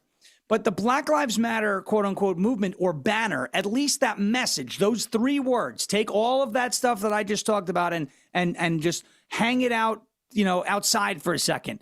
The three words Black Lives Matter are something that people can rally around because it feels good. It sounds good. It's like, oh, this is like the modern day civil rights movement, and we want everyone to be treated fairly. And by the way, so do I. Okay. So you're dealing with the candy wrapper that, that is attractive and nice, and this is great. And you're getting involved. You don't realize what you're getting involved in. And I think you're kind of seeing that on the left right now, again, with some of these anti-ICE, for example, the anti-ICE protests. And you have these pictures of, oh my gosh, ICE detained a child. But they did not detain a child. The child was abandoned by his illegal alien father in Minneapolis while it was like 5 degrees in the city. And ICE took custody of the kid. They didn't put him in cuffs. They took custody of the kid so he didn't freeze to death and wander around some neighborhood and get snatched up by child traffickers, right? And they took him to a drive-through. I'd love to be detained on a drive-through trip, right? I mean, that to me sounds like fun. It's like when Tucker Carlson claimed he was detained in the airport in Tel Aviv, and instead of, actually being detained, he took selfies. It's like, wow. In that regard, I was detained in the supermarket when like some guy was like, dude, you're the Trump guy. Let's take a picture. I'm like, bro, don't detain me, bro. All right? Don't do it. Point of the matter is the propagandizing of these left-wing movements, right? The propagandizing, the the psyop, right? The whole let's make this sound good and sound righteous and sound pure and sound, this is like the right thing. It's going to attract people. And then you get to a point where you realize it's actually crazy behavior. That is why I focus on the algae story, because there is no way to spin that. It is just ridiculous. Okay? It is just ridiculous. Last August, I made a bit. Okay? A little inside baseball. Last August, I made a bit, and it was because of Trump derangement syndrome. And I said, this is your favorite president, and we are proudly endorsing breathing. We're proudly endorsing oxygen. And I, of course, had the ex-scientists, ex-social media, not ex as in former. Ex. Well, like the air is like 71% nitrogen. It's not oxygen. Shut up. Shut up. Let me have some fun. The point is not to be a Karen about, the atmosphere is composed mostly of nitrogen. The idea is that if Donald Trump endorsed breathing, the left would hold their breath. That was the idea. And then we saw, remember Bobby Kennedy? I'm going to attempt to do Bobby Kennedy. You should not take Tylenol if you're pregnant because it could lead to autism, right? That's my best Bobby. And it hurts when I do Bobby Kennedy. That wasn't bad, but it's not great. But when the Trump administration came out and said, don't take acetaminophen if you're pregnant, what happened on TikTok and Instagram? You saw pregnant mothers opening up the bottle of Tylenol and chugging it. Chug. They're eating the Tylenol like it's candy. They're eating the Tylenol like it's candy because Trump said don't. And it's not good for their body. And it's not good for their baby who they're pregnant with, but they didn't care because they had to make a statement about Donald Trump. I'm going to show the world how much I oppose Donald Trump. I'm pregnant. I'm going to eat Tylenol. Okay. So then I made another bit. That was, don't shower with your toaster, right? We don't want you to shower with your toaster. You're going to get electrocuted. And the whole point, again, is if Donald Trump says not to do something, they're going to do it. So we come back to this. We try and highlight Trump derangement syndrome with humor and, stretch, make a reach. Oh, the left wouldn't actually hold their breath if he endorsed breathing. Oh, the left wouldn't actually, shower with their toaster if he said no. Well, you see them quite literally rallying around a microscopic organism known as algae in a reflecting pool. Now, is this as bad as them rallying around socialism? No. But the reason why I want to focus on it and highlight it is there has to be some moment where normal people go, okay, these people actually are crazy. Pro-algae protests, you don't have anything better to do. You don't have to go on. You know what? And if you're going to show up at a quote unquote protest at the DC reflecting pool and start talking to algae, what I want you to do before you do that, go on ChatGPT or Grok or Perplexity or Claude or any of these and just spend an hour trying to build something with AI. I don't do it because I have another job. I do content and radio and podcasting and all of this, right? But go on an AI, whatever AI, and vibe code. Build something. Do something productive. Bring value to the world. Just anything. But going in front of a reflecting pool, harassing our National Guard and cheering on pond scum. They can't do that.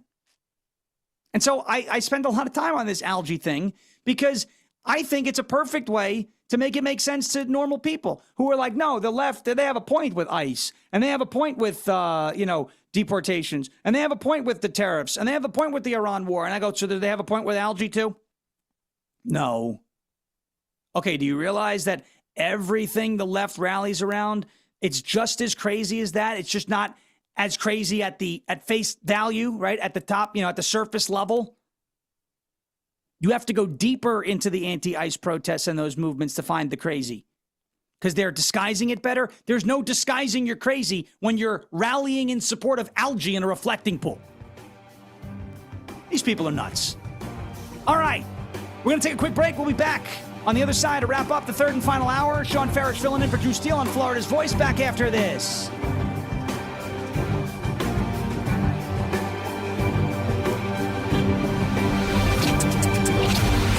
You're listening to Florida's Voice with Drew Steele.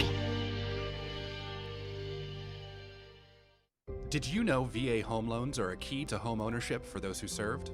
The first moment I walked into my home, I could hear my footsteps echo off the back wall. The first thing I thought in my head was, man, furniture is going to be real expensive. The VA not requiring any down payment prior to buying the home allowed me to take that money I had budgeted to go out and buy furniture, food, cleaning supplies, pretty much everything I needed. Purchasing a home is scary, but ultimately it's not impossible, and they make it so that anybody can do it.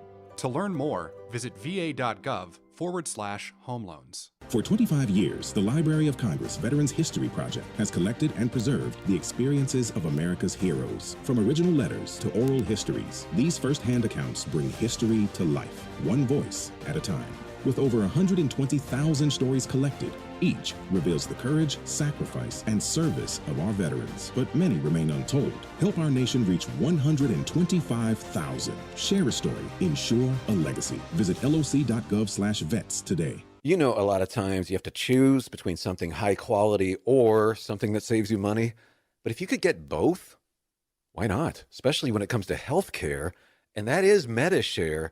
You get both. Many families save $500 a month with MediShare, and that's huge. But it's also true that people wind up way more satisfied, too. The member satisfaction rate for MediShare is double that of the typical health insurance plan. Double. That's because MediShare works. It has for more than 30 years. It's a community of Christians who have shared more than $5 billion of each other's bills. People love having telehealth. They love the huge PPO network. So, yeah, really, you can save a ton and like it better. Imagine being happy with how you're taking care of your health care. So if you're self-employed or part of the gig economy, or you just want a plan you're happy with, you can call right now and get a price in 2 minutes. Here's the number. Just call 855-SHARE-40. That's 855-SHARE-40. 855-SHARE-40. When I was 19 and I was going to shows, I was not thinking about permanent hearing loss. I wasn't thinking about tinnitus. Sometimes my kids are having a conversation with me and that ringing starts in my ear. They're talking to me and I hear their voice, but I can't focus on what they're saying. The audiologist, he told me that most of his clients are not old people. They're kids that have their earphones in. I have a lot of regret about not protecting my ears sooner. Protect your ears at all times, no matter what. It's not something you can get back. Some journeys start small, with small pause and big purpose.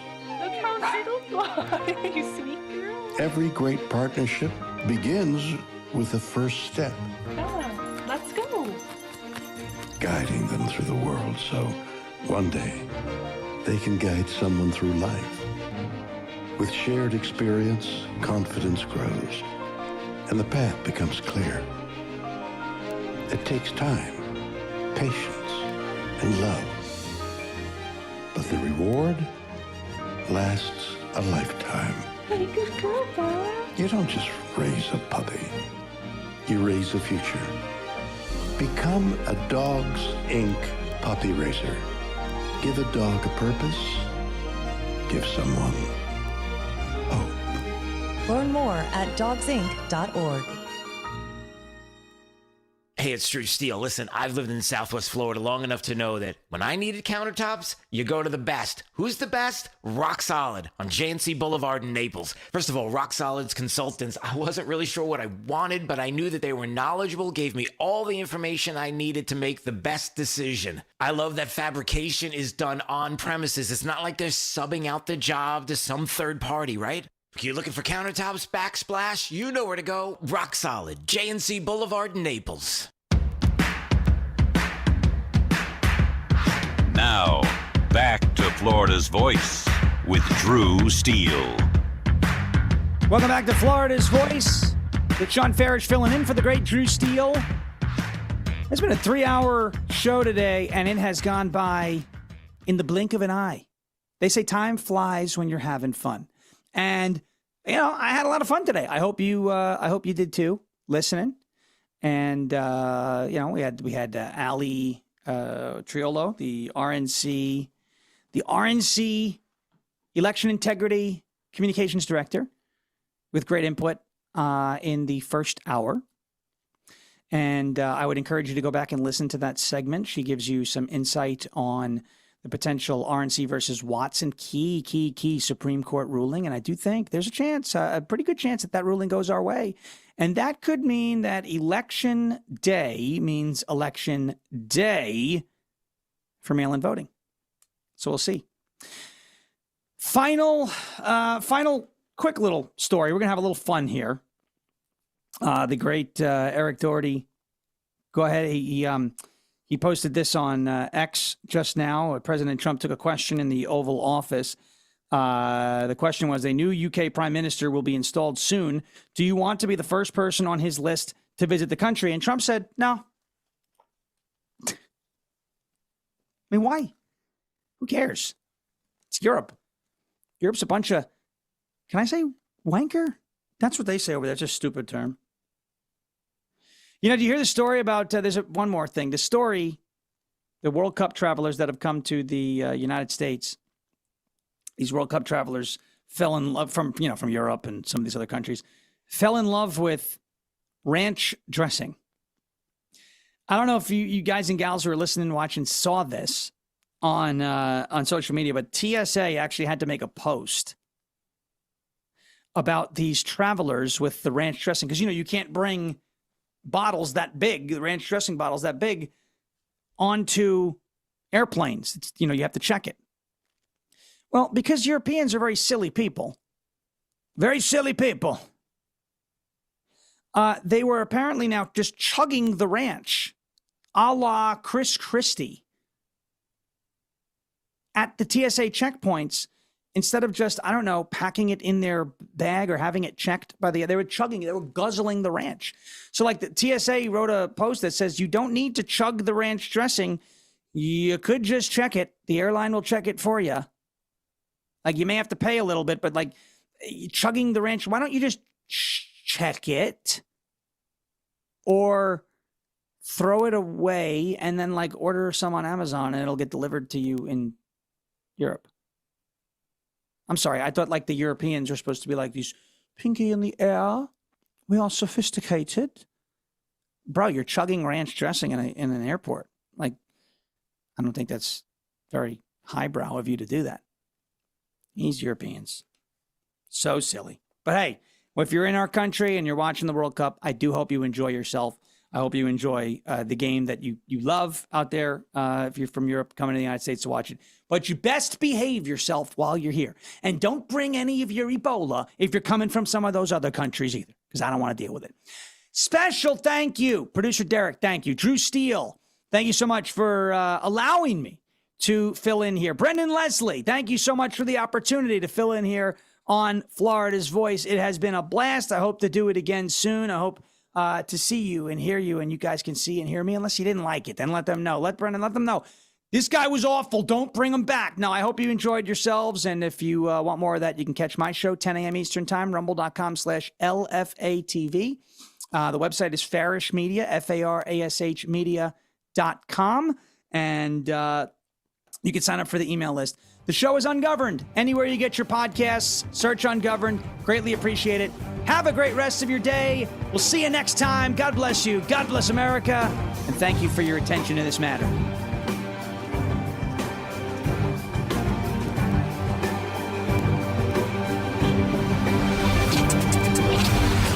You're listening to Florida's Voice with Drew Steele. My name is Corporal Bradley Joseph Seitz. Jerry Reed. Kate Weber. These are real veterans facing a real challenge. I have PTSD. And I have PTSD. I have PTSD. Post-traumatic stress disorder can happen to anyone. I was still in a war zone in my mind. But treatment can turn your life around. Treatment has really saved my life. To learn about PTSD and how treatment can help you, call your local VA medical center or visit ptsd.va.gov. The best words to hear at the TSA security checkpoint? You're good to go. So check before you jet. Avoid delays at TSA security checkpoints by making sure you have an acceptable form of ID. That means a real ID, passport, or other acceptable forms of identification. Visit tsa.gov/ID to check the full list of acceptable IDs. Avoid travel delays by checking ID requirements, and you're good to go.